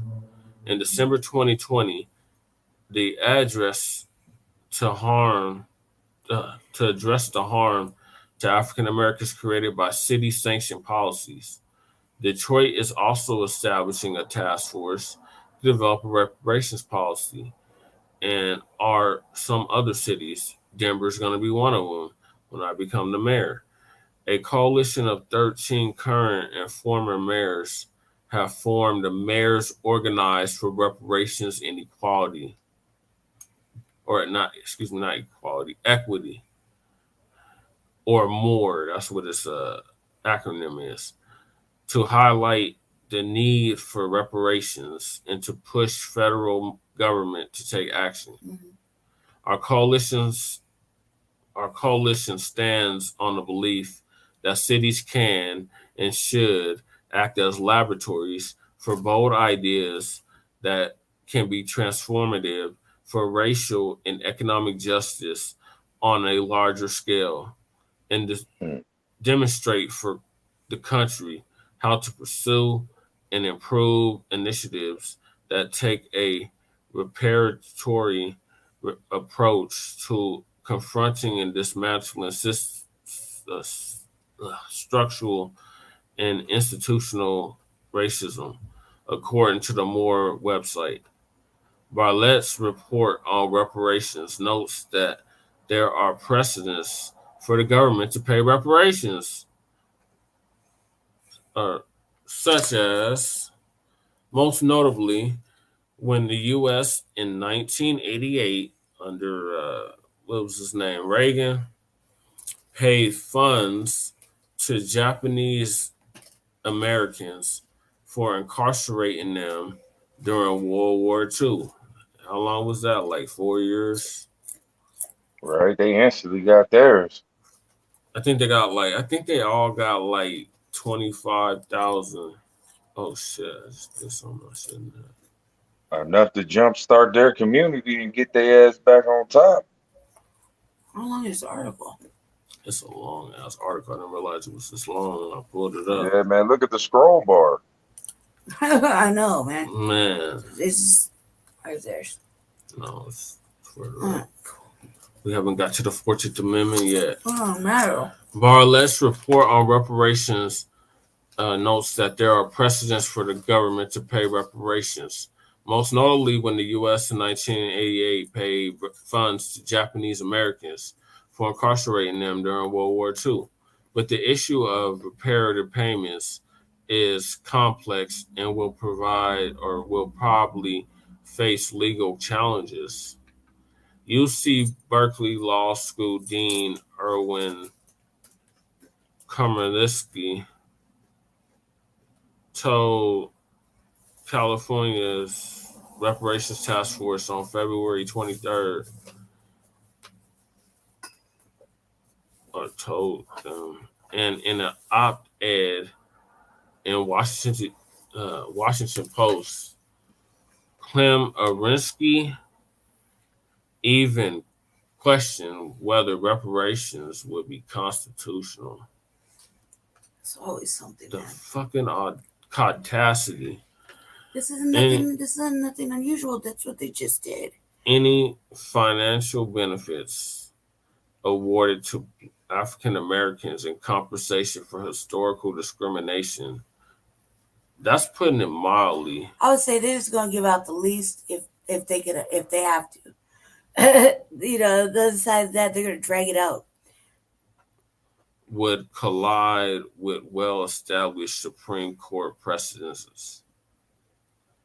Clem Arinsky wrote, under the 14th Amendment, policies to redress past wrongs based on race can only happen if they pass strict scrutiny. That is, if a policy is narrowly tailored to meet a compelling government interest through the least restrictive means available. Klimarinsky wrote, diversity in higher education fits that criterion. Oh, Lord, here we go.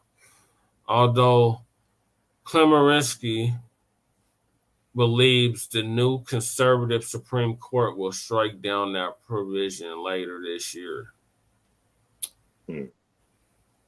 Oh, so let's see what what's her name? Kuntanji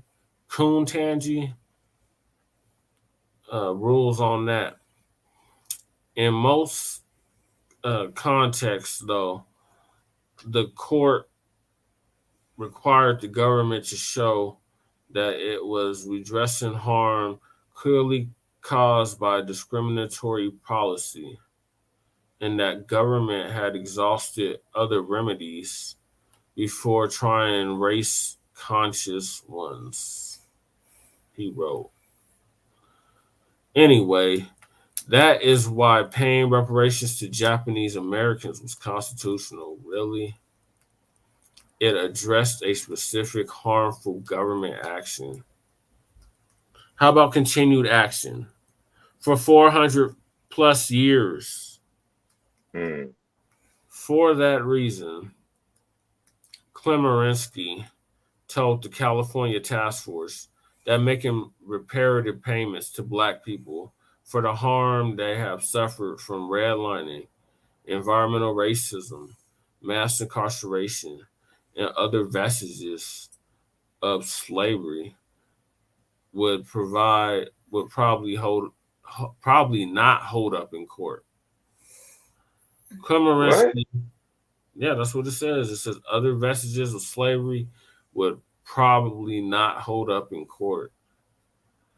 Klimarinsky recommended that the task force propose paying reparations based on lineage, i.e., whether or not a person is descended from someone who was enslaved. Race neutral proposals have a better chance of standing up to a court challenge, he said. Oh, Lord, here we go with Kamala Harris. That's not even a good sentence to end on. Under that principle, Vice President Kamala Harris, who spent her early years in Berkeley, would not be eligible for payments. Right. Her father was Jamaican and her mother was Indian. Right. You damn Skippy, you're not eligible. Right. Fuck, you just got here and you talking about you want to be eligible for this? No. Just like you couldn't do nothing specifically for Black people? No. You won't get no goddamn reparations. No. Why did you even think she would? Right. Well, these are crackers that are saying this. It's Klimarinsky. He's saying I'm just that not understanding because he's saying that because Kamala Harris became the vice president. That's not. And she's an immigrant. She's not.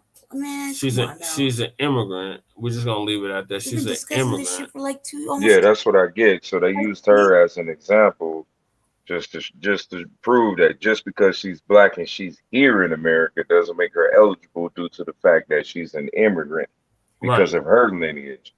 Right. Like I get it, but the part that has me frustrated is that the Japanese and the Koreans had lesser evidence, but yet they got their reparations. Yet we have over 400 years of factual data, statistics, like proven evidence, and they're saying that over half of the shit that our fucking ancestors endured would eliminate us from obtaining reparation. Like that's crazy to me. That doesn't make sense at all. Look at prison. Prison's like an act of slavery in itself. Exactly, because that's what was mentioned. That was aforementioned in this article about mass incarceration. Yep. But it directly said after that fact, it said that there will be that those facts and data would actually be opposed.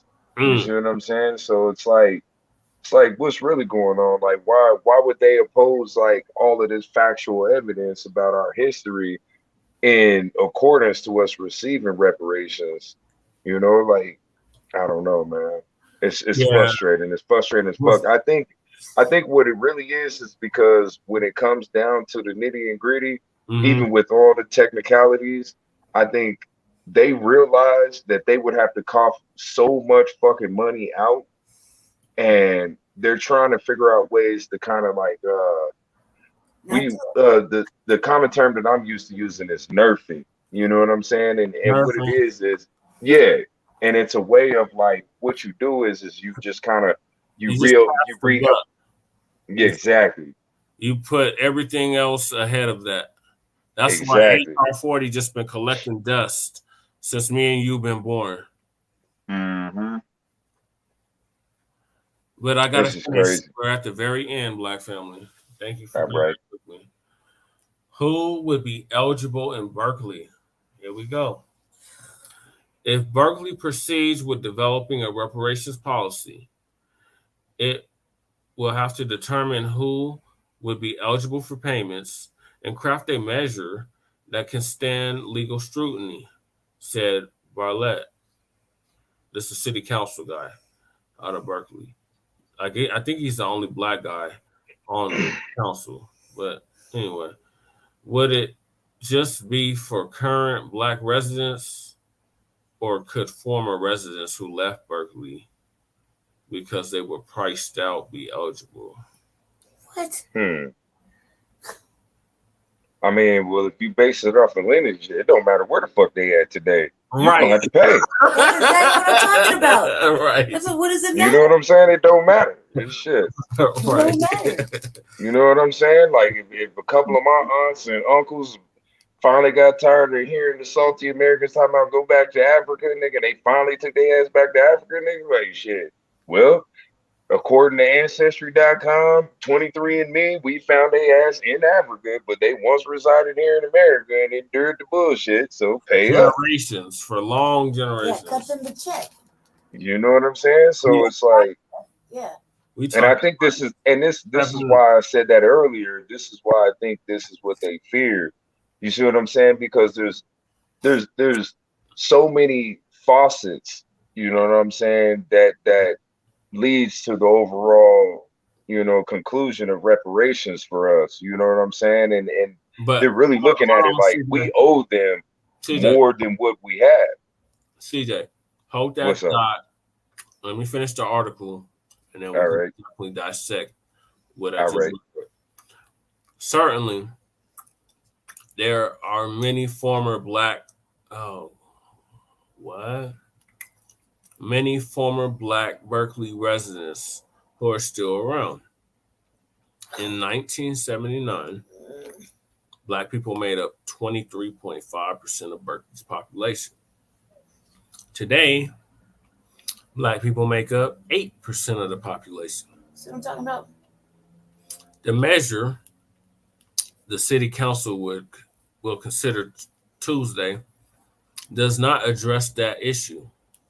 Of course not. Blacc crafted it specifically. Somebody been listening to the new Black media. I've been ignoring half this conversation because it's like, I don't know. It's pointless. It's like it's pointless. This is a pointless conversation. This is a pointless article for me. Because in all essence, why? If they've been watching what's been going on for the last 2 months with the with what's going on with the reparations in Oakland, this is just like this just to oppose that. And they could have said that in 2 paragraphs instead of like 19 paragraphs. Yeah, but we're just about there, y'all. Yeah, right. So, all right. So let me finish this out. I'll read it for you. Let's see. Okay. So he said, specifically not to be prescriptive, he said the community should decide. This is meant to come from a process, said Bartlett. If we sent checks for X dollars on Monday or Tuesday, the community would not move forward. Society would not move forward. But if we understand one another and come to grips with our history and work together to build a new future with a better outcome, there's no limit to the transformation that could occur. Update, March 19th. This story originally said former President Barack Obama, whose Black father was Kenyan and whose white mother was American, would not be eligible for reparations since he does not have slave ancestors. Apparently, he does. The line was removed. Oh my God. See? So that goes back to what I was saying, though.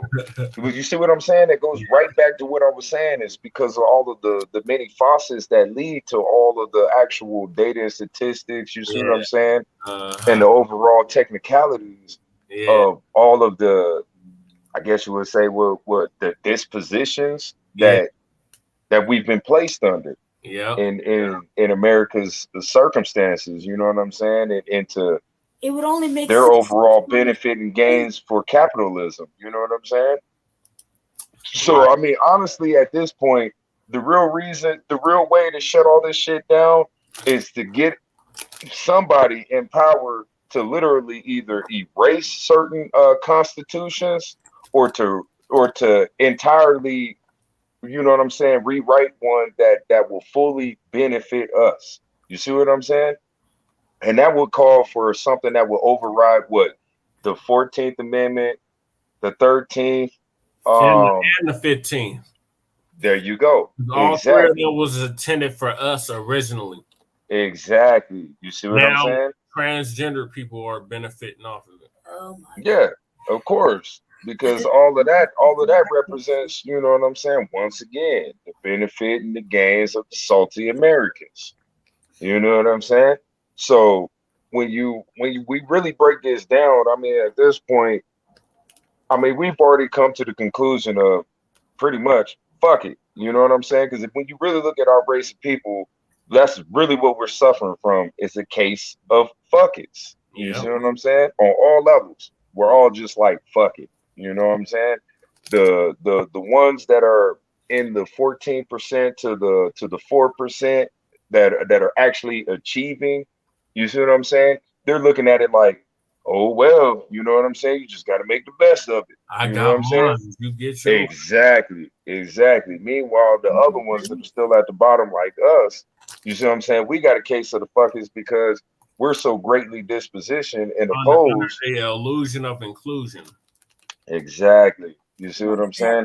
And that's why I was trying to say earlier, like when it comes to this whole reparation aspect of things, like there's too many faucets, bro. And these white folks, they tremble. They tremble at the thought of it because at the end of the day, no matter how much they try to include or exclude on the matter of reparations, you have to fucking pay us. You see what I'm saying? The current president said black people, he couldn't give black people reparations unless he gave Native Americans reparations.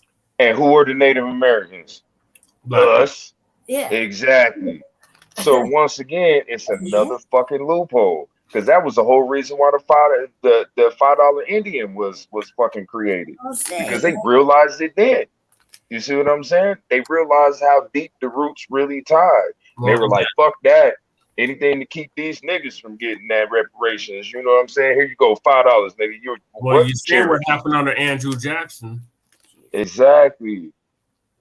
So it's a revolving door. And so at this point, what we have to do is we have to come together as a race of people, and we have to take what we have now and we have to fully capitalize on it. You see what I'm saying? To reposition ourselves to where we can truly go to the board with this type of situation. I urge every black person in whatever state they're in, the four state governments, to create Office of Reparations. Lineage in every state, every city. We're gonna send a clear message. Okay, well, as California do, the rest of the nation do. So we gonna Exactly. But see, that calls for us better too. That calls for us, and see, once again, this goes back to what I was saying earlier. We have to get back to the blueprint of our patriarchs, like the things that Marcus Garvey did. How did Marcus Garvey become as successful as he did with his endeavors? Well, first of all, he started off with things like black newspapers. You see what I'm saying? Like it starts with stuff like that because just as much as the media pushes to keep us divided, you know what I'm saying, distracted and things of that nature, we have to push just as hard to bring our people together and to educate them and to knowledge them up and to have that, like I said earlier, we have to have a group think. You see what I'm saying? We can't just have one or two here and there that are speaking on our behalf. That's not enough. We know what happens every time when we have one or two that's separated out there, they off with the head. You see what I'm saying? Come on, man. They do this to us every time. So it's like, until we get back to that level of things, I don't know, man. This whole endeavor is going to be very, very difficult for us to accomplish at this point in time. You know what I'm saying? Like, we still can't. Say that again. So we're not all in alignment. Exactly. I mean, because even to this moment, I mean, look what happened with the stimulus checks. Yeah. Every nigga had an opportunity to take that money and to invest it into something that would drastically propel us into a more progressive future. But instead, what did niggas do? They took the stimulus checks, bought rides, you know what I'm saying? Bought new J's, PS5s, and you know what I'm saying? Like dumb shit. They say we're gonna do that when we get because we are gonna get our reparations. But they say that when we get our reparations, that's what we're gonna do. Yeah, we did. So if that's what we're gonna do, cockazoid, then it's a stimulus package. Yeah, exactly. I mean, for the next 20 fucking years. But here's the thing, though. Even Dave Chappelle had a skit on this. Yeah. You remember that episode where he showed where black people finally had reparations, and you seen all the dumb shit that niggas was buying. One nigga bought a full truck full of cigarettes. Yeah. You know what I'm saying? Like, that's really the situation. You know what I'm saying? Like, even though it was from a comedic standpoint of view, there was a lot of truth to that because of our current state of mind. You see what I'm saying? Does this sound? Not only do you set up an office, but you set up programs for financial literacy. That's it. That's the major key. However, don't they already? So a stipulation of that, but a stipulation of you getting reparations is even with lineage. Is that take these courses or whatever. You have to participate in this utilizing what we have already established for that. Exactly, and that's what I'm saying. We have to take advantage of what we have now in order for us to come together for a larger campaign of things. But until then, I mean, because all right, so here's a scary truth, and I'm gonna share this with our people. Okay. Now, going back to let's see. 1980, 1990, the upper echelons all got together and they realized that by early 2000s, later 2000s, that if they didn't create a new agenda that would keep our people distracted and self-destructive, that we would come to this point that we're speaking of now. So honestly, what they did was they had millionaires and billionaires and people that were in very powerful positions like sound engineers and people that were the lead members of current media today. And they had them all sign an agreement to create a more destructive campaign through music. Like they literally had everybody get into hip hop and R&B and to intentionally structure it to what we see today, bro. And that's what the honest to God truth. If you actually look at the documentations, I'm gonna actually make sure I get the citations for you because I can't remember it off the top. Yeah, but you know they lowered the frequency too. Man, so they did so much, and that's why I mentioned it earlier when I said, you know, this drill rap and all this bullshit that's out today, that was everything that they had a secret council on to help create that exists at this very moment in time. You see what I'm saying? Because look at the youth, man. Look at what's going on, man. Like even grown ass women to this day, it's like twerking is like damn near encoded in their DNA. Like I warned us in the 90s what was to come. Come on now. Back when people didn't even think we was gonna live past the year 2000. Nah, but see, and that was the whole reason why he created the album Kill Illuminati, because he had got to a point to where he had so much information and he realized how like, you know what I'm saying, like the detriment of our future was, to where he was like, fuck it. And you know what I'm saying? And that's where he went through the battle in his own mind and it poured out into the reality of his situation. You see what I'm saying? Because he realized, you know, somebody had the gall to sample Hail Mary. Come on, man. Come on, man. They've been doing this stuff, bro. They've been doing this. You know how many of these new current artists stand up and say that they is the new Tupac, that they are better than Tupac. You know what I'm saying? Like all of these things, bro. It last 5 seconds with Tupac. Just molesting. No, well, because they weren't raised like Tupac either. They didn't have Black Panthers and you know what I'm saying? They didn't have freedom fighters and shit like that, educate them and raise them. Yeah. This is all in this someday. So essentially speaking, Afeni Shakur literally raised her son to prepare for death.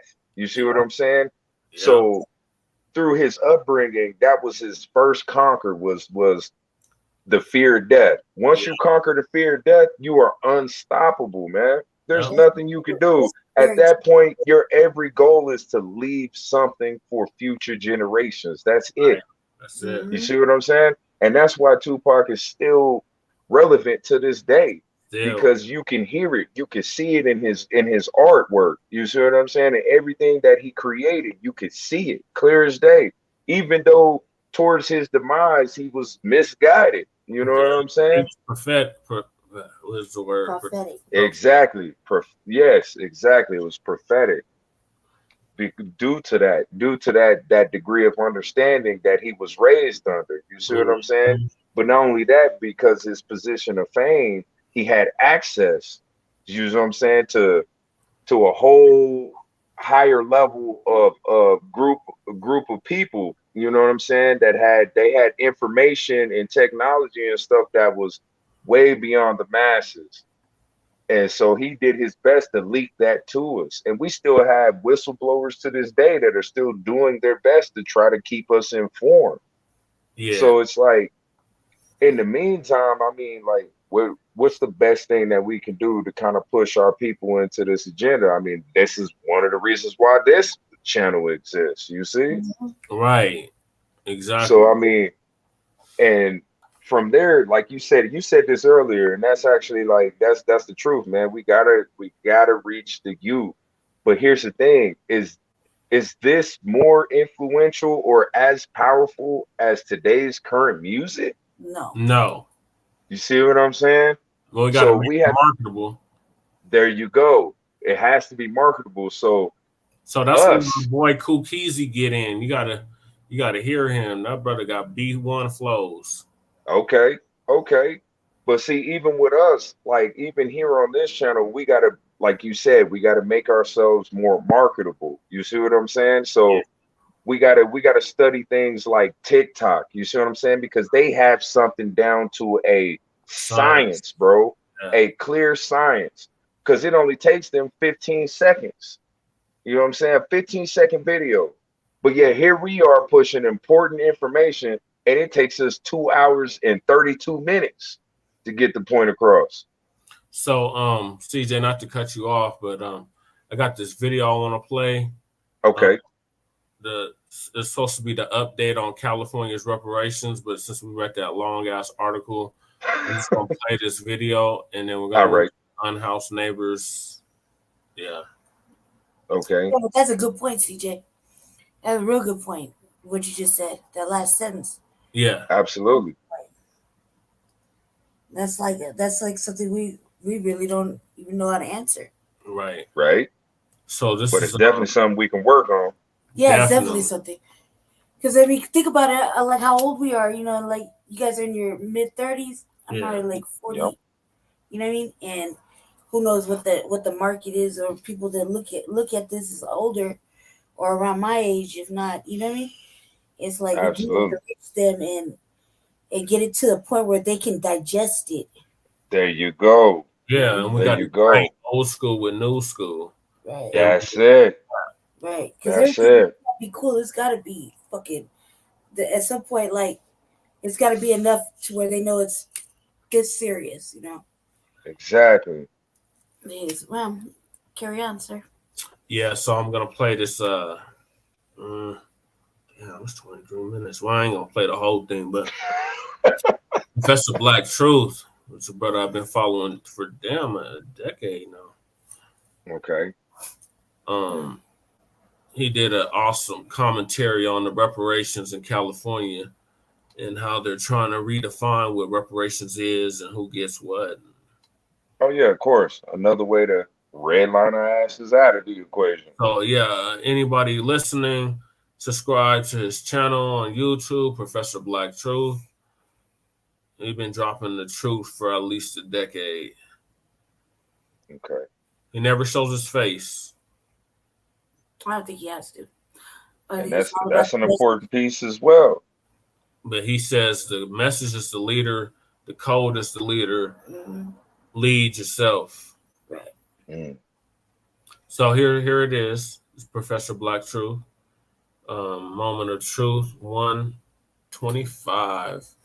We won't let anyone redefine what reparations means. Fair use, YouTube. If you do not tie it to this country's original sin. Family and fellow soldiers, I'm the professor, and this is You the might have moment to of truth. mute your mics while we play The this. California Reparations Task Force. I got you. Yeah, we can do that.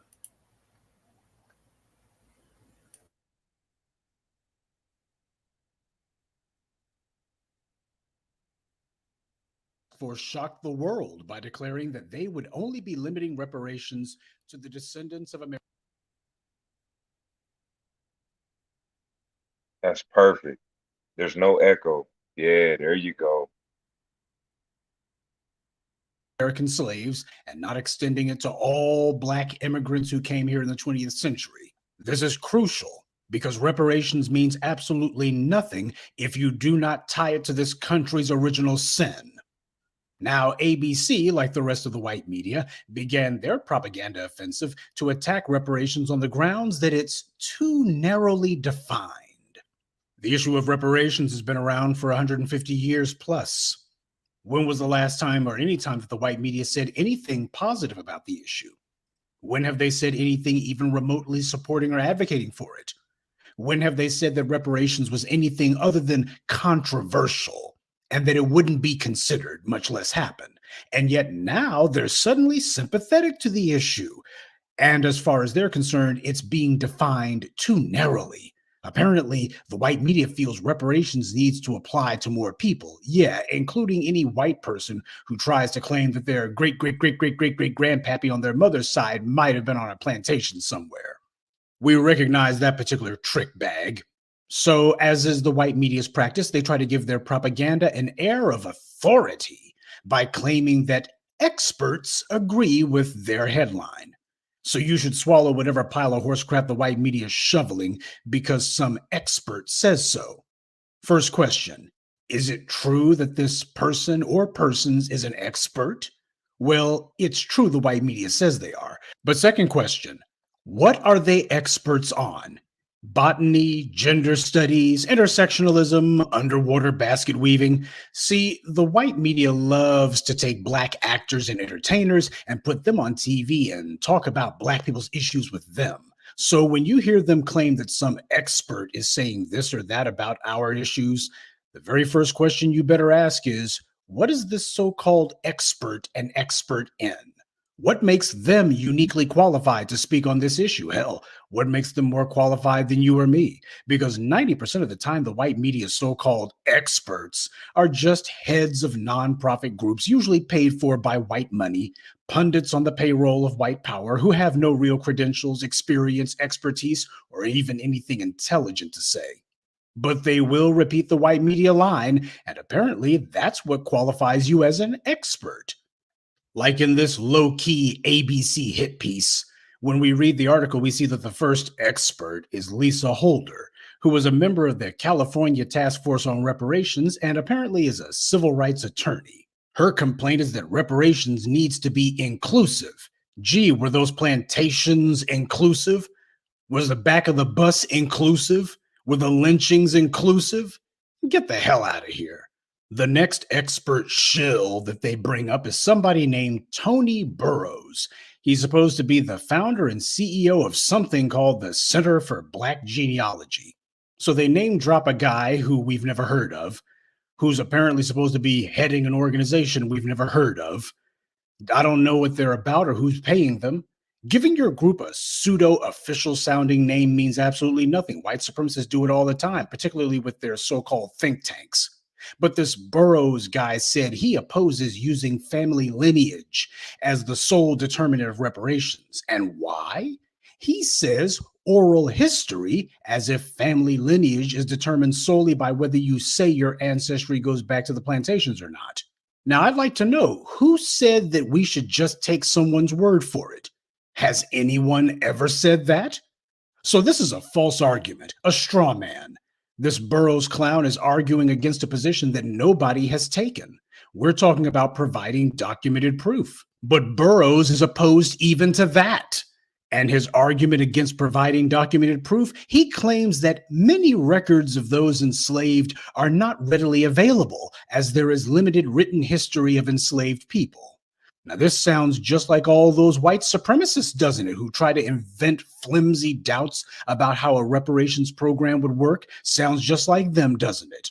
So you have the people who claim to be for reparations, but they use the exact same pathetic talking points and cheap skepticism as any garden variety white supremacist you can think of. Did anyone tell the Japanese Americans that they didn't have the paperwork to get reparations? The biggest chaotic mess of documentation by far would be to determine a reparations scheme for Native Americans. There's practically no documentation on them. And then when you throw in all the $5 Indians, how in God's name do you decide anything on that? And yet Native American reparations has been the biggest and most well-funded reparations program the U.S. has ever had. Primarily because so many of those Native Americans have been white people whose ancestors paid to get them listed on the Dawes rolls. But notice that we don't see anyone saying Native Americans can't get reparations because there's no records of who was mistreated and how. Did they take the names of all the people who were forced on the Trail of Tears? Did they get the names of all the people who died from smallpox lace blankets? When the U.S. Army conducted its raids on Indian villages, did they get the names of the people they killed or drove into the wilderness? Now, right there is a situation where there's no records of anything. Oral tradition is the main thing relied upon with them, and yet nobody was saying a word about how that's not good enough, and neither is documentation. We have to include everyone. They certainly don't feel that all of those Black Indians need to be included. They don't say that anyone who claims to be Native American at all ought to be getting something. No, they're a little bit more circumspect with that. So this Burroughs guy is simply opposed to any sort of reparations plan that doesn't include any Black person who ever came to the United States at any point in time, even if he showed up just 5 seconds ago.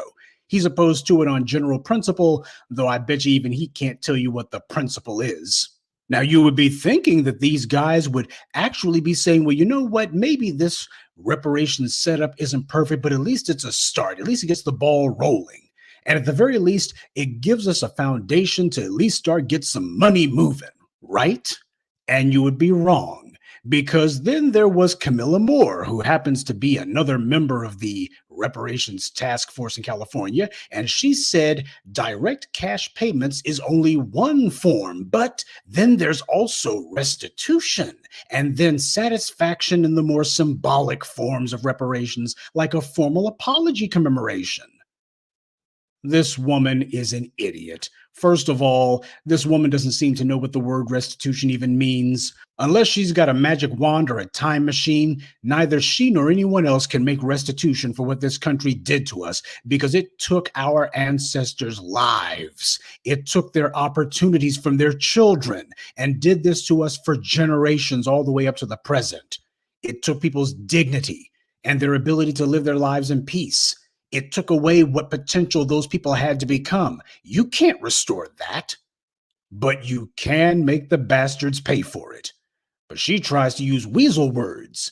She tries to minimize cash payments, to try to go ahead and diminish the importance of that. She mentions cash payments one time, but breezes by it. She makes it very clear, well, we can't just limit ourselves to thinking about cash payments. Let's think about more important things. And then she goes on to use vague, unspecific gibberish about restitution, but she never says what that's supposed to mean, which of course is the entire point. It doesn't mean anything.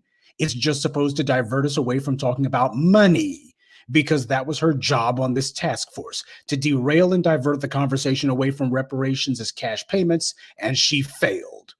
So now she's spouting nonsense about symbolic forms of reparations. Again, did they offer the Japanese or Native Americans or anyone else symbolic anything? When it comes to reparations, everybody else gets cash. They get money. They get land. Well, Black people, on the other hand, well, we need to be, symbols are important. We need to move on to more important symbolic forms of reparations. We need symbols. Symbols is what we need. More symbolic forms. And what's her idea of symbolic reparations? An apology. Well, so much for experts. And of course, as the Black media, we've already been telling you for years, an apology isn't reparations at all. And how do we know that? Because one of the white media's favorite bootlicks, Jonathan putting on his cape heart, said so 3 years ago. He said a check could never take the place of a sincere apology. That's somebody who thinks simply way too much of massa.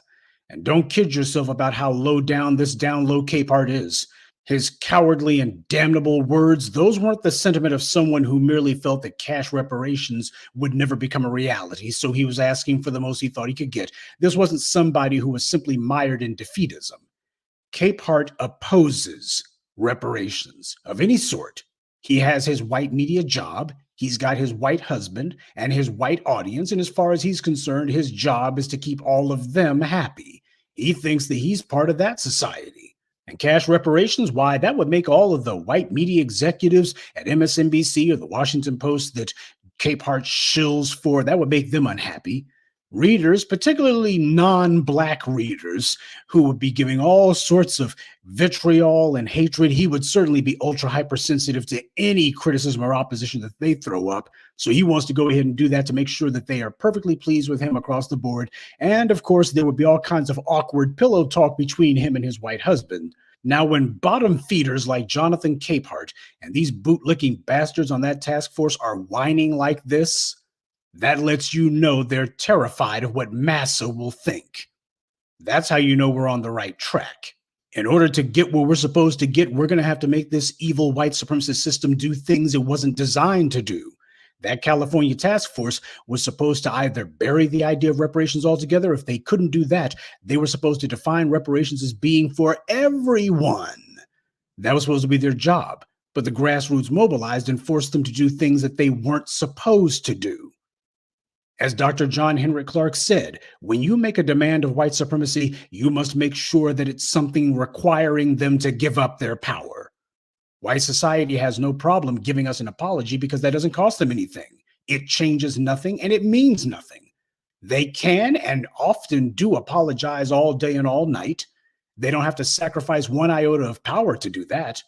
You look at all the treaties these white supremacists here in the U.S. have signed. With Native Americans, with the Europeans, with our ancestors, hell, with other white Americans.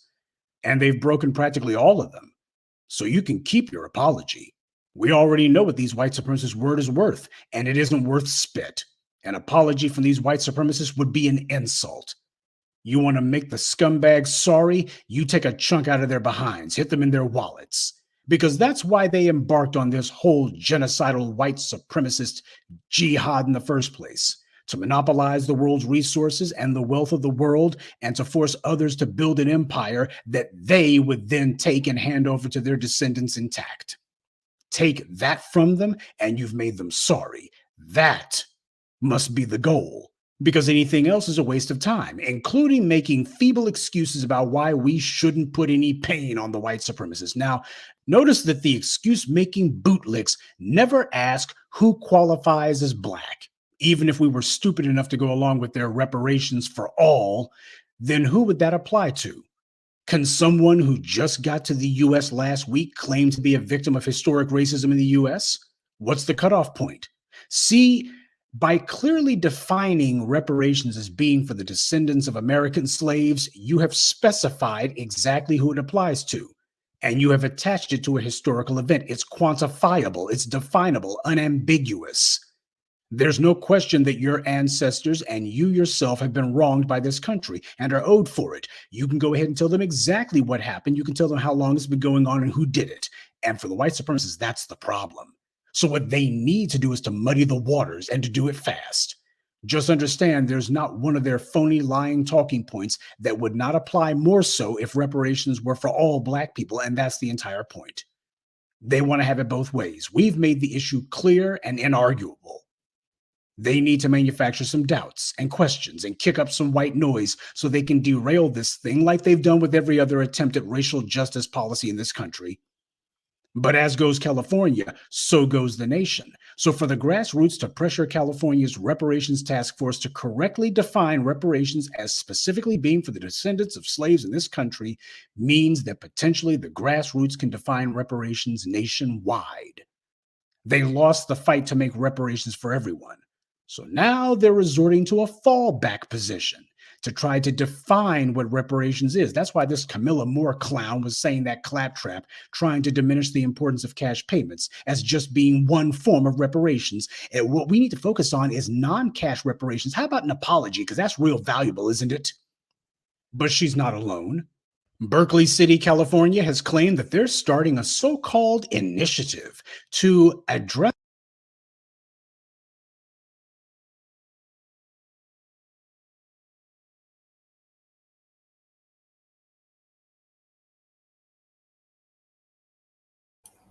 All right, I'm gonna stop it there. But yeah, that's Professor Blacc Truth, bro.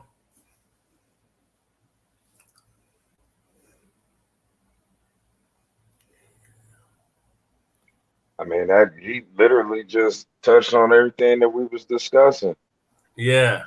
And I mean, he was, of course, a lot more articulate as to how he got his point across. But I mean, we're saying the same thing like a synonym. Yeah. Yeah, that's why I fuss with him heavy.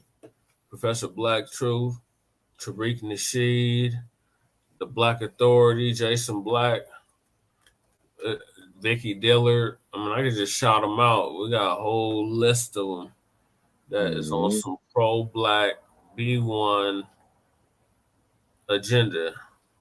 Right. I mean, But yeah, we've got he's to right our on. last topics of the night, CJ. And that is the Unhoused Neighbor News and the Unhoused Neighbor Sweeps. So we're going to give it up for Lady Che. She's going to give us the rundown on what's happening here in the streets of Denver in regards to our unhoused neighbors and surrounding areas like Aurora. And I'm just going to start it off with the sweeps continue. It's the year 2022, and Mayor Michael Hancock, I call him Han Coon, continues to usher out the sweeps. Now we have reconnected via email with the list. So now we know where the sweeps are going to occur. It just is a matter of if we're able to get to that location on a set day. Or if it's actually happening in that set location. Because I think like maybe there's one or two times where I have to suspect that a sweep wasn't even planned for that area. Just for the simple fact that I was living in all those areas for like 5 years. So I know exactly how long it would take to do a sweep. And sometimes there's not even evidence of one even being there where it's supposed to be. And and that they've been doing it lately on weird off days and Tuesdays, Wednesdays, and Thursdays, and one on Monday. Tell them about the RVs, man. Did they remove them? They just a couple weeks ago, there was a set of RVs over there in Central Park area, near in like I want to say the backside of Smith Road, towards the Park Hill area, and there was like a row, like literally by his apartment, of RVs, like 2 blocks worth. And I had been watching the police like stalk them.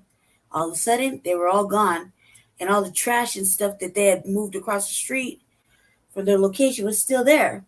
Yeah, that's not a sweep. That's a runoff.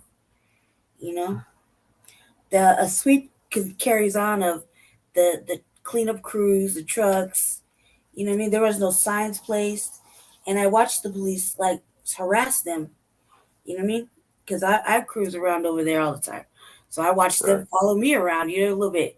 But I know they were harassing the RVs because they would sit across and watch them. You know what I mean? It was ridiculous.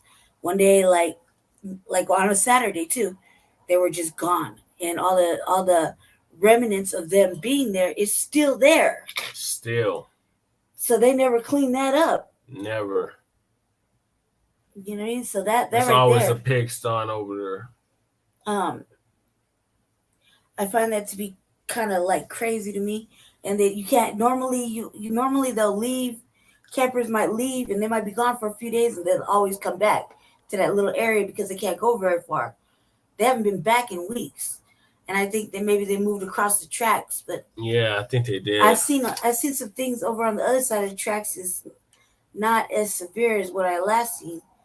As far as that, like, they got a lot of they got like one major sweep coming up this week in the east side or the triangle area, I guess. That we're gonna be able to go.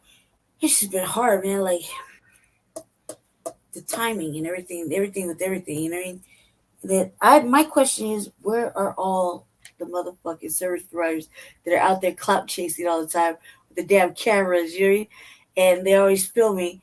They're never to be found. I think everybody took a fucking sabbatical and didn't let nobody know because they're never around. They're not even city council no more. You notice that? The city council stepping down. Hmm. Joel and Clark stepped down, and Kendra Black. What I'm saying is all the do-gooders that used to come and do the city council speeches and stuff. On Mondays, they're not even there.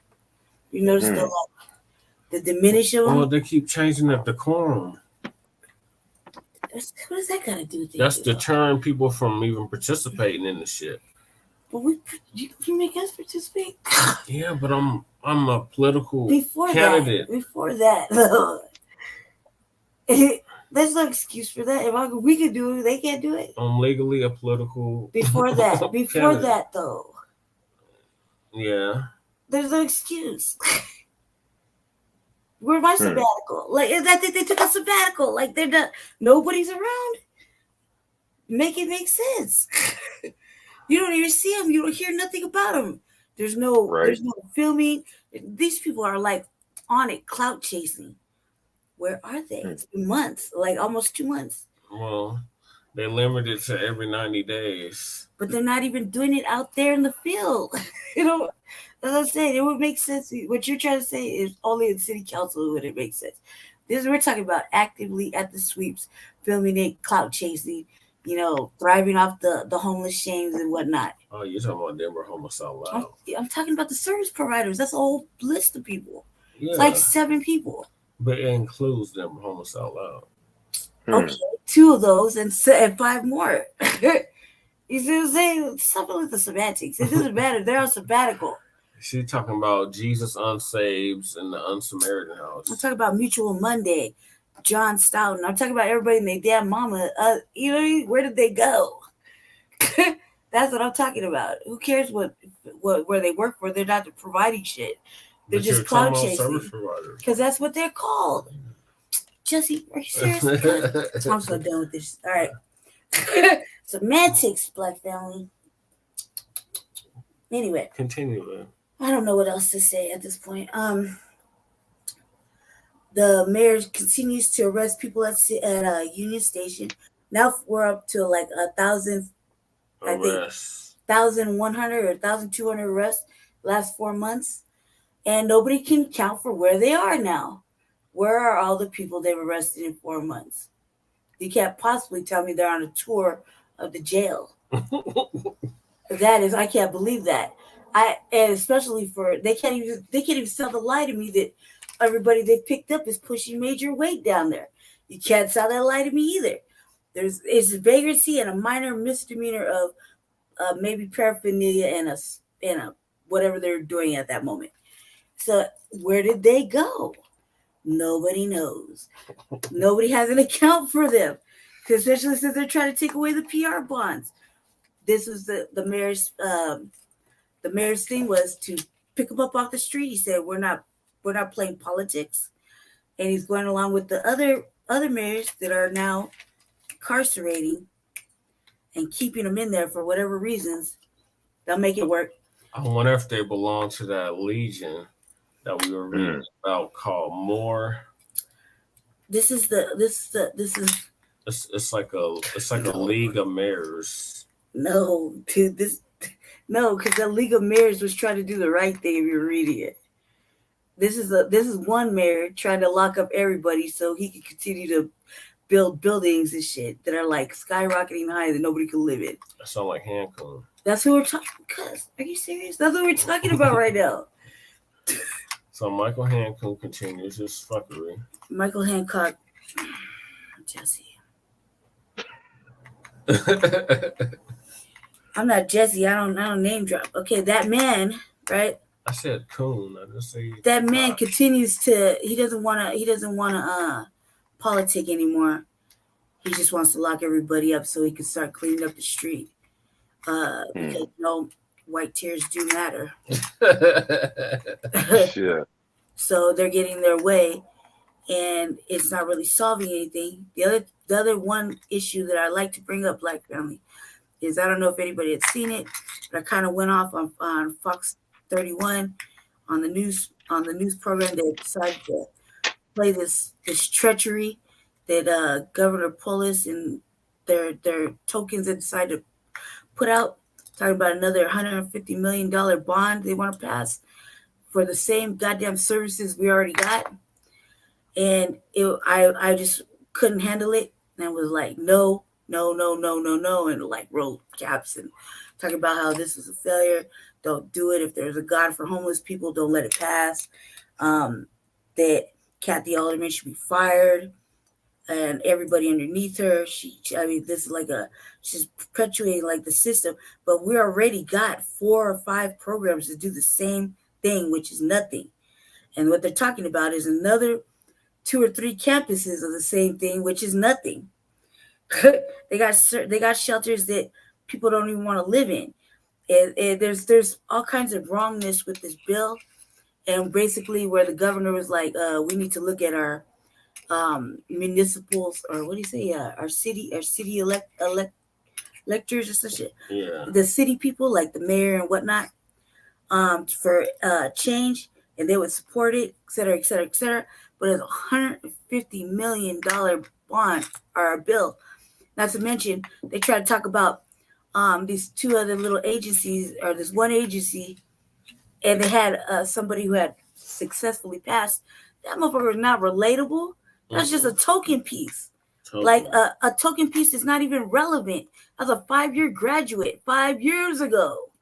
Still got a job and everything. That's not right now. I want to see people who have actually succeeded right now. I don't want to hear why don't you hear what kind of answers they got? Of course they'll say anything to get whatever they want. I want to hear people that live, like, I want to hear somebody like me say they had a success story. And then I'll probably believe it. If I listen to them, everybody's a success. Knowing that their figures and math and the money, none of it adds up. Like we're in a failed program. What are you talking about? Show me a success story out of this shit. You know what I mean? You got successfully placed here. No, show me a success story out of your building then. There isn't one. Exactly. See what I'm saying? But I was the poster child. I'm the only one that made the paper. What does that matter, dude? If it's a failure, what does that matter? At the end of the day, you can't even be a success story if you got to leave your place because they got mold and shit everywhere. It passed the inspection. I don't know how, but it passed the inspection. Because it's a bribe. What? It's a kickback. He just looked the other way like... Why do you think it passed? You're not seeing this. Are you serious? Like, so you think that's a success? That's not a success. You're still you can't even be a success story, and they try to tokenize you as well. Yeah, they try. You did so. Like, there's not even a success there. She's talking about the coalition for the homeless. It doesn't matter. Right now, the coalition is the lead for all things that are failed. Facts.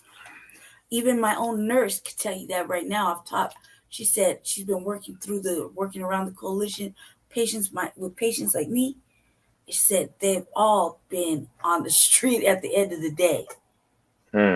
She couldn't even find them or help them.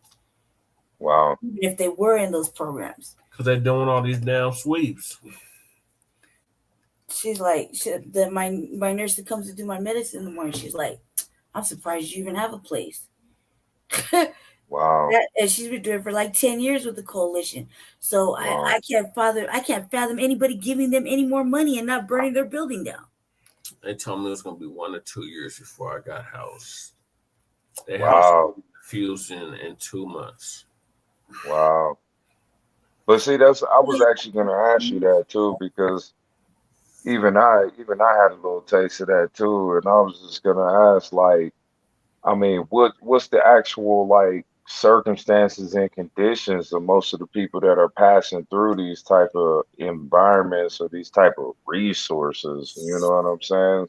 Because when I sat down and I was talking to most of them, what I realized was most of them was like drug addicts and people that were suffering from some form of a mental illness. You know what I'm saying? So it seemed like to me, like the rare numbers were those that was truly trying to take an opportunity and use it as a footing or a leverage, you know what I'm saying, to kind of like re-elevate themselves, you know what I'm saying? Yeah. And because I mean, the whole time I was there, I mean, I was surrounded by alcoholics and drug addicts, you know what I'm saying? They was just using it like as if they was in jail, you know what I'm saying? 3 hots in a cot type of situation. They were just like, look, you know? Yeah, people And outside doing drugs outside of the front of the building. Oh my God. exactly. Exactly. And the So guard I is right mean, there. It's like, what are you doing? Like this is right? And they it's not made that free. area a permanent sweep spot so they can do sweeps Yep. whenever they feel like it Yep. without this. Yeah, That's it's so just it's a disrespectful. cesspool. That's exactly what it is, man. Right Like I outside mean, my building, though, they're like they misbehave out there too, and the guard is right Well, my there. building is something else. It's the same man, thing. They call it Jesse. diffusion. It's the I same call thing. it the crazy nut house. That don't matter. It's the same see thing what for the I'm same saying? people. It don't matter. Exactly. Exactly. It's the same So I people. mean, so I Yes. kind of agree. I kind of agree with Sister when she was saying, like, you know what I'm saying? Like, where's the success stories? Like, let's take those rare numbers, those rare people in that situation, and let's focus on them, and let's see how Or these type of programs or resources are truly like helpful and really can be utilized to benefit you rather than just you know what I'm saying, to be taken advantage of or just to go day by day on like the other ones, which are truly like vagabonds, bro. Because when I sat down and I asked them, I'm like, how the hell are you homeless? You know what I'm saying? Like their stories didn't even make sense, bro. It was more so like a choice. Like they were just like, yep. fuck it. I ain't have nothing else to do, you know? Yeah. I'd say out of that, if I had to choose a I didn't successful choose to number, be if homeless. I had to choose a You know what I'm saying? number, Neither did I. You right. know? I didn't either. I feel like maybe out of the last year, just even me, I couldn't even be considered a success. They booted me out the program, made me take another voucher, and I didn't do anything See? wrong. So, Yeah. and you probably would be the success story because you know you already prepared all the extra stuff. Throw that out there. But I Out of mean, that Right. and you're building, just a regular person. You did resident council and shit. You did all the good boy stuff. So that probably consider that a success. I've been on my best behavior. Well, yeah, Right. what you do. Right. Yeah. I'm on Yeah, that. And that's what see, you do. They like, however, they don't take that. The program is a failure, not him, not me. Everybody else though that comes in there, you're right. They are on that level. I was right. cruising. I was trying to leave today, or was it early today? Like 3 o'clock in the morning when I left this morning. Yesterday morning, sir. They were out there just kicking back in the open. Yeah. You should do Like privately they're on vacation. out in the open. And nobody was there like, hey, do you mind not doing drugs right in front of us? Of course Or not. hey, you mind going somewhere else to do that, or take that in your apartment, or police are coming, any of that shit. None of Nobody that. gave a damn. Nobody gave a damn. I was like, I just kept going because what the fuck are they getting all this money for? With a guard and a whole gate, all this shit. If they're not going to clean up the community that lives in the building, Right? so I'm saying you want to clean up the building's still fucked up. Yeah. Exactly. So what are you doing with all this money? It don't make no sense, right? That's And it. he, literally 2 blocks away from his spot, whole new, brand new fucking apartment building just went up for they say it's for what do you call it? Not subsidized, affordable housing. Mm. Jesse? Yeah. Yeah, affordable housing. It's not for us. Not for us though. Not for us. That's the problem. Because everybody's affordable ain't the same. Yeah, exactly. You have it in mind for us. Yeah. I say whatever you can afford, you own. I go right? with the claimed thought. Claimed. You know what I mean? Like that's my mindset. Fuck it. However, I think that we should just I want to change the wording personally from affordable to attainable, subsidized, accessible, subsidized. In my mind, no, let me tell you why subsidized. Subsidized has a bad connotation because they refer back to handouts, and these motherfuckers been getting handouts at this point since day one. Right. How hard? Okay, man. Right. Okay. In my mind, I would go with subsidized for a particular reason because they've outplayed affordable, and affordable doesn't even make sense according to the AMI and the rate of cost of living and the amount people are getting paid, even at their lowest job, which would be like King Super's fucking fast food. They're nowhere even remotely able to pay any kind of rent. So at this point, you're going to have to come down to a subsidized to balance it out to where you can make it back up to the affordable range for everybody if you play it right, if you do it right. But you're going to have to give out that, you're going to have to give up something because what they're building on, they're giving incentives to the developers to build this shit. You know what I mean? And then maybe out of 80 apartments, they'll say maybe 4 of them are affordable. What the fuck is that going to do for anybody?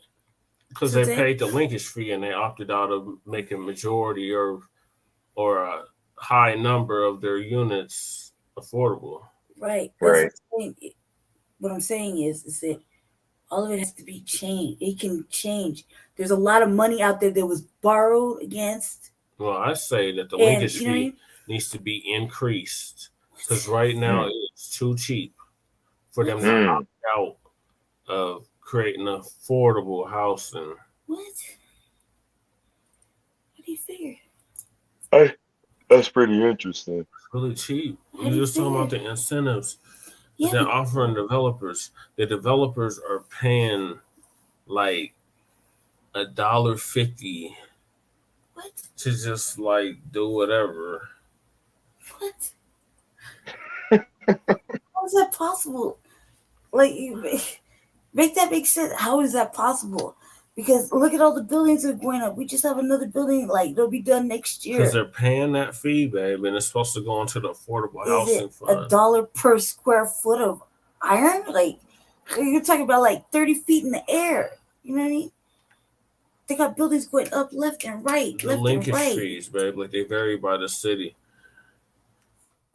It's crazy. Like, I would have to say, Black family, there's got to be thorough actual research there because the wording is set up for you to fail. The people there who are in control of it, the charter is set up for you to fail. Everything's a setup for failure. And the only thing that's going to change it is actual drive to change it. But you're going to have to fight for it. Like, you're going to have to fight for it. Even if that makes sense. Even if that makes sense. What's happening doesn't.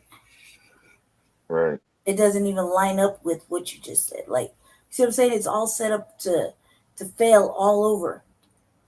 And the only ones who aren't seeing it is us. Everybody thinks it's great. This shit ain't great. Nobody can get an apartment anywhere. This one, there's pros and cons to that. I'm in the club right now. Any minute you go. Yeah, right? I'm surprised it happened interrupted the show. It happened right before you came. And real shit. This is this apartment used to be $450, okay? When I remember cruising through this neighborhood. Now this one is $1,400 with a voucher. Right? Wow. I don't even have cool air or electric heat. Right? Barely running water, and it's a fucking shithole. So what are you talking about? Like, it's like no one can live here. You work at Taco Bell? Good luck. You might as well get a tent. Wow. You won't find nothing unless you go out of somebody's house. Yeah, that's pretty much how it is. I mean, shit, I just left I guess you would say a pretty decent white community. And I mean, shit, they was shacked up like Mexicans in there. I couldn't tell who was actually the owner of the home. I was like, so who's actually staying there? Because dude was like the roommates, and then there was 2 white dudes, and then he got his girlfriend, and then her parents came out of this. I'm like, what the fuck? And that's just kind of weird to see, you know what I'm saying? Felt like that shit I was living in. Yeah, bro. And it was just kind of weird, man. And I'm just 13 like, yo, motherfuckers and only 2 people are working. Yeah, you see what I'm saying? Like, how do they take your money? The rent, but in this one, everybody was working. Cover the mortgage. Yep. If you have a house and you have 13 people there, what's everybody's portion? It's supposed to be like $200-$300. Yep. Supposed to be or is. No, like it's when you say it's supposed to be, that means it's like up for debate or up for speculation. Pretty much. Pretty much. That's really how it was too. Right. It really was. Like they just the house bylaws. It was written. Yeah. What the fuck does that mean? Look, if I have a house and you're one of the 13 members, you're paying $300. You're paying $300. They're paying $300. You're paying $300. You don't like it? Get the fuck out. I don't give a fuck. Sleep on the sidewalk. You know what I mean? Yep. But that's gotta be it. Like it's not up for speculation. Like what the hell do you even have a house? If nobody hey, Joe Blow ain't paying rent over there. That's hey, right. Frank ain't paying rent over there. James ain't paying rent. And them two over there that have been fucking all week definitely ain't paid over there. In 2 months. Hey. I ain't got that really was the situation too. That's crazy that she said that. That's so crazy. $10, so you have to take it or leave it. But I'm gonna go to my room. That's crazy. Oh, you didn't even you ain't even thought about the animals that come along with it because Colorado's full of animal lovers. So there's even more liabilities. Them animals in those nice areas will be going for rides in the hood and actually left on corners and shit. Fuck a ride. That motherfuckers will be getting slapped on somebody's plate from a Chinese restaurant. Shit. Yeah, for real. Daddy didn't pay the rent. He thinks it's funny. So get me dropped off at the Dumb Friends League. Yeah. Not even that. I'll fucking find a blind person or somebody disabled to give it to. Hey man, you need this. And tray up. Yep. Why? Because they don't want to pay the rent because it's up for fucking debate. There's no control. There's nobody's told them anything. They just said, we'd like you to pay. That's a suggestion. Right. Like, hey, fool, you coming into my crib, I'm going to give you 1/3 of this carpet space, and you're going to pay $250. Right. So before we go, you know? Crazy. I wanted to show this little chart real quick. What? All right. About the linkage fee in Denver. You're gonna have to explain it. So Denver affordable housing linkage fee is on all construction and affordable housing eliminated. Okay, I'm good now. What's the point? You just answered my question. Options for building affordability homes on site. Option 1, option 2. Rental housing, ownership housing, rental housing, ownership housing. 10% of the total units are 60% AMI or area median income. And that's under the rental. Under the owner, 10% of total units at 80% AMI. Now, the AMI that we're talking about is 0 to 30. For who? For people that are poor. Not no goddamn 60%, 80%. That's what they're looking at. 100%, 110%. They don't measure the 30% though. They're measuring this at 60. I know, but they should at 30. Well, yes, that would make sense if they were fair and they only thought about the people, but they're not thinking about the people. They already started 60 to 80%. That means you have to, CJ. That means you have to make 60. That means you have to make 60% of Denver's average minimum income now is like damn near $80,000. What? See what I'm saying, man? You see, this was my whole conversation 30 minutes ago. That's something already. So you have to make 60% of that in order to afford these units that these developers You're not making that at Taco Bell. Yeah. You're not even making $25,000. So under typical markets, it says 8% of the total units at 60% AMI. And under ownership, 8% of the total units at 80% AMI. See, I'm not wrong. I wasn't wrong on any of that. So you got to make 80% of $80,000. I wasn't wrong about none of that. I said that. To be able to afford to live. Nobody can afford to live here at that That's rate. crazy. That's what I was saying. Nobody could do it. Not even King Supers. And they went on strike, right? Yeah. They only got $16 an hour. Mm-hmm. What? You have to make at least $35 an hour. That's why there's so much to people afford living. to live in Denver. That's why people are living in their cars and everywhere now. I mean, they thought it wasn't always like that. They thought it was wasn't. You're from Cali. He's from Oklahoma. Yeah, but I've been here long enough to see it change. You've been here long enough to see the change, yeah. Yep. I'm not brand new. I've been here my whole life, like damn near my whole life. So, and as an adult, I've watched this shit change, especially for the street level. Right. Like gentrifying and stuff like that. The only thing that's different is this last year, I've had more of an actual in-depth education because of you. But I've watched it from the outside, and I didn't know I didn't know how all the wordage and shit. I was like, God damn, man! Look at all these fucking buildings, and look, nothing but white people, no more black people. Nobody can get anything. Hey, there's another campmate right here. That's what I saw. Okay, so this is what I was talking about earlier, Black family. The builders, they pay a linkage fee in lieu of providing low-income housing. A builder can co-opt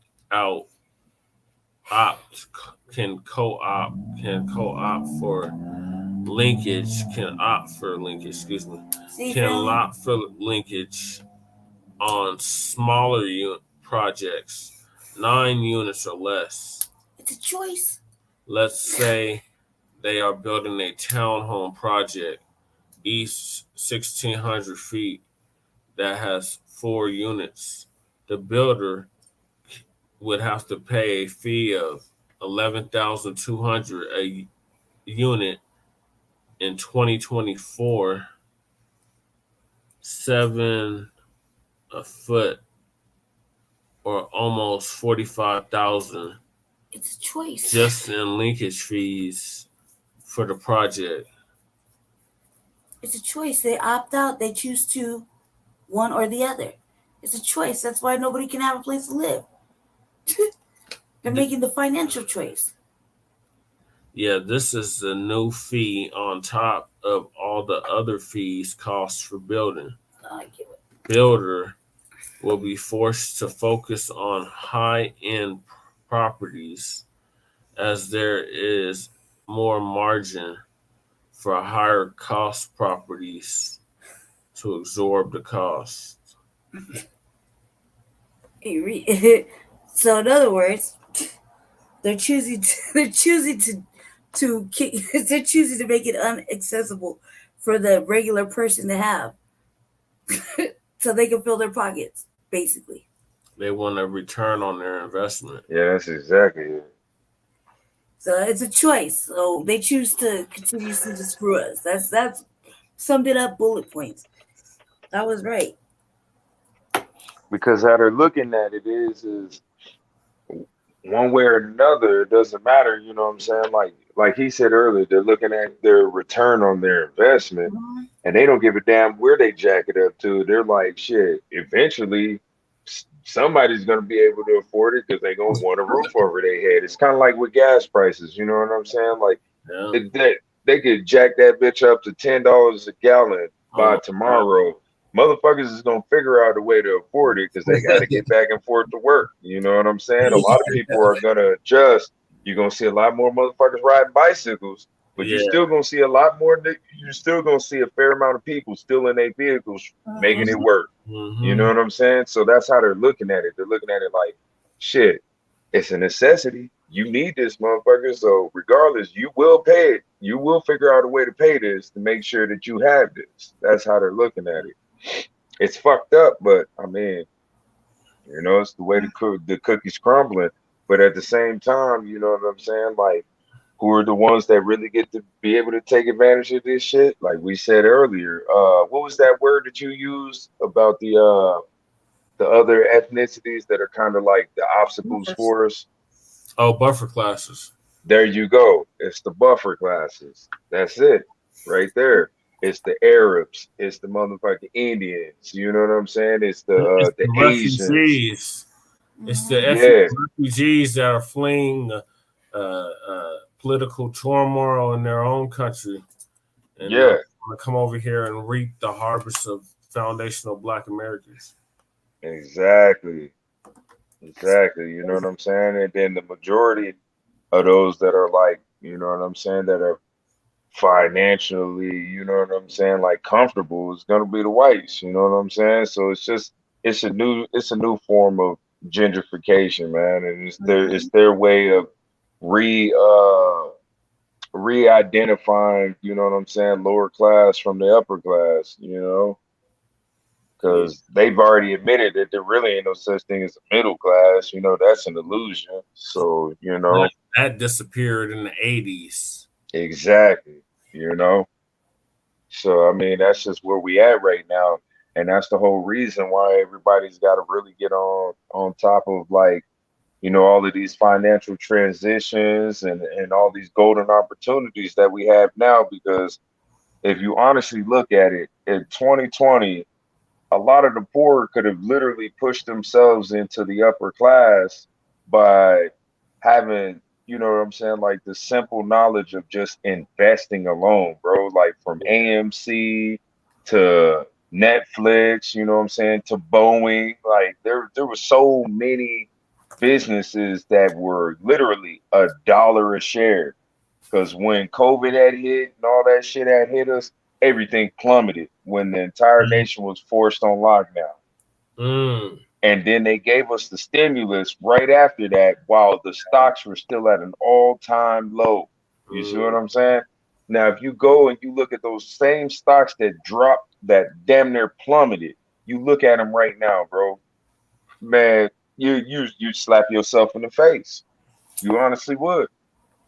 You know what I'm saying? And it's shit like that. Yep. Exactly. You know what I'm saying? There's tons of them, bro. There's tons of stocks that people could have invested in, you know what I'm saying? Including Dollar Tree. You see what I'm saying? It's stuff like that. But because the rich are aware of this, and their motto is never let a good pandemic, war, depression, you know what I'm saying? They say all of that stuff. Never let it go to waste. And they really do. They really do. And so for us, instead, we got the state of mind, instead of never let it go to waste, we're like, shit, what the fuck are we gonna do? You see what I'm saying? We over here freaking out, trying to make sure we got enough water, toilet paper, you know what I'm saying? Shit like that. You know? While they're sitting back laughing, like, hey, yo, look at these stocks, bro. I ain't never seen Tesla at $4.73 a share, my nigga. You know, let's go ahead and get us about a good 10 grand worth of shares in this bitch. You know what I'm saying? Oh shit, Apple's at an all-time low. Let's go ahead and get it. You know what I'm saying? 10,000 shares in that too. You see what I'm saying? Yeah. It's things like that. Like even right now, as we speak, we got an opportunity to get in on a company that's called Boxable. Are you familiar with that? Yes. Boxable is the new affordable housing that's about to start hitting us since tiny homes, bro. It's literally an entire house in a box. Word. Now, bro, you need to do your research. They just recently opened their public stocks, bro, to the public.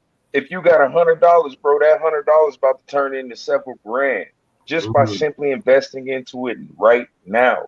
You see what I'm saying? So it's things like this that we need to be aware of. You see what I'm saying? So, because like the rich, the upper class, even though we're looking at this with like, I guess you would say like damnation, or we're looking at this as like, you know what I'm saying, like a form of gloom, of doom and gloom with the affordable housing. You know what I'm saying? They're putting themselves into a position to where the money that they're building, or that they're you know what I'm saying, that they're doubling up on with their assets, this this isn't shit to them. You see what I'm saying? Right. But we can do the same thing, bro. Like listen to this, family. Like we really have an opportunity. Like this time frame that we're in right now is an opportunity of a lifetime. It really is. Yeah. This is truly the golden era that we're in. Because you said it earlier, sister. You said they're already taking the physical currency and they're moving it digitally. Yep. And because of that, that's the reason why we have a golden opportunity. Because never ever since our time have we had the opportunity to truly just make money in our sleep. You see what I'm saying? Yep. We got easy. The way it said it's a minimal investment. Exactly. Minimal investments, like taking things like as simple as like e-commerce. Mm-hmm. Like you can get straight up online on PukeTube, like you were saying earlier. You know what I'm saying? And just study a couple of hours on e-commerce and literally get it up and running for free in less than 14 days, which they generally give you a free trial for. You can make over $500. Seriously, bro. Seriously, like you can find items on Alibaba, bro, for like $1, $3, $5. Resell the bitch and put it up on Shopify, Etsy, all kind of things, bro, and it literally double or quadruple the prices, which is the same thing they're doing right here with affordable housing. And these are small, everyday household items that people find to be necessary. You know what I'm saying? And you can literally generate an income, bro. Like I've been doing all kind of stuff. Like we were talking about my shirt earlier, bro. This is graphic designing. You see what I'm saying? I pressed this years ago. It's faded now. See it, but even as we speak, I got people to this day that are asking me. They're like, "Yo, can you make me this? Can you make me that?" Of course I can. I spit it out. You see what I'm saying? And only show your shirt again. What's that? What's in it? Oh, see, yeah. Show your shirt. Oh, show my shirt. Here, let me see. Let me get it situated. Yeah, I thought so. I was like, I don't think he changed it. Yeah. And it actually says reading Rambo. Oh, Rambo. Because if you notice, he's toting the pistol. You see what I'm saying? He's got a saw on him. Yeah. You see that? That's tight. So it's stuff like that I do. Look, hold on, let me see. Where's another shirt that I made real quick? Look, I'm gonna show you something. Like for instance, I took this Adidas, right? Yeah. And I put John Wick on it. You see that? Yeah. You see? So it's stuff like that. You know what I'm saying? Like, and I actually took the time and the effort during the pandemic, and I allowed myself to acquire skills. You see what I'm saying? Yeah. And that's what a lot of our people really don't have around us, is like proper mentors, proper guys to really motivate us, you know what I'm saying, to acquire useful skills in society. A job is not a skill. You see what I'm saying? It's not something that you could truly consider a career. You see what I'm saying? Right. A job is just that, a job. But what I've learned to identify it as is just over broke. That's all it is. Yep. It's something to keep you just over broke. You were saying this the whole time. You know what I'm saying? Working at Taco Bell, King Supers. You see what I'm saying? It ain't enough to get you into the affordable housing. You see what I'm saying? But instead, you can take things. Doing it. Say that again. At the levels that this is the federal government. This is based on federal government guidelines. Exactly. And we know who used to be head of that. Ben Carter. Yep. But one thing all poor people understand is that we have to have a hustle. Yep. You see what I'm saying? So as long as we understand that, we have to understand, we have to ask ourselves, what is the new hustle? That's the question. That's the current. You see what I'm saying? What is the new hustle? Because the old hustle was being on the block. You see what I'm saying? Do it. You know what I'm saying? That the old routines. You know what I'm saying? What's that? It's the internet, IT. Exactly. That's the new hustle. The LLCs. You see what I'm saying? Those are the new hustles. Anything to be digitized and monetized. Yes. Yes. That's why you got more TikTokers and YouTube channels. You see what I'm saying? StreamYard is the newest version. You see what I'm saying? Yeah. Like all of this stuff. Like these are the new hustles. So we got to figure out how to monetize off of these things. You see what I'm saying? Like that's where we're at. And we got to get to that level of thinking, you know what I'm saying? And bringing ourselves together. And this whole time I was sitting here thinking, I was like, man, I got some skills where I can help y'all to really bring together the image that goes across with the message. Yep.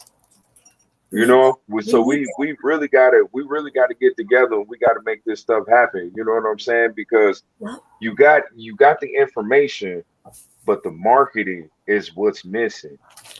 You see what I'm saying? We said that earlier. We gotta take that old school and we gotta mix it with this new school. You see what I'm saying? We don't know how to do it. That's exactly it. But it's not that you don't know how, it's that you haven't taken the time to learn how. There you go. That's it. Because that sounds like the right answer to me. That's it. It's that's really exactly just a first step, like, you know, just taking that step. That's all. You know, it seems like that's it. And actually putting a little effort into it, you know? That's it. Because I've already seen you, sis. I've seen you on your channels. You like to play around with a little bit of the editing, add music and stuff in. So you're already on your way. You see what I'm saying? You're already on your way.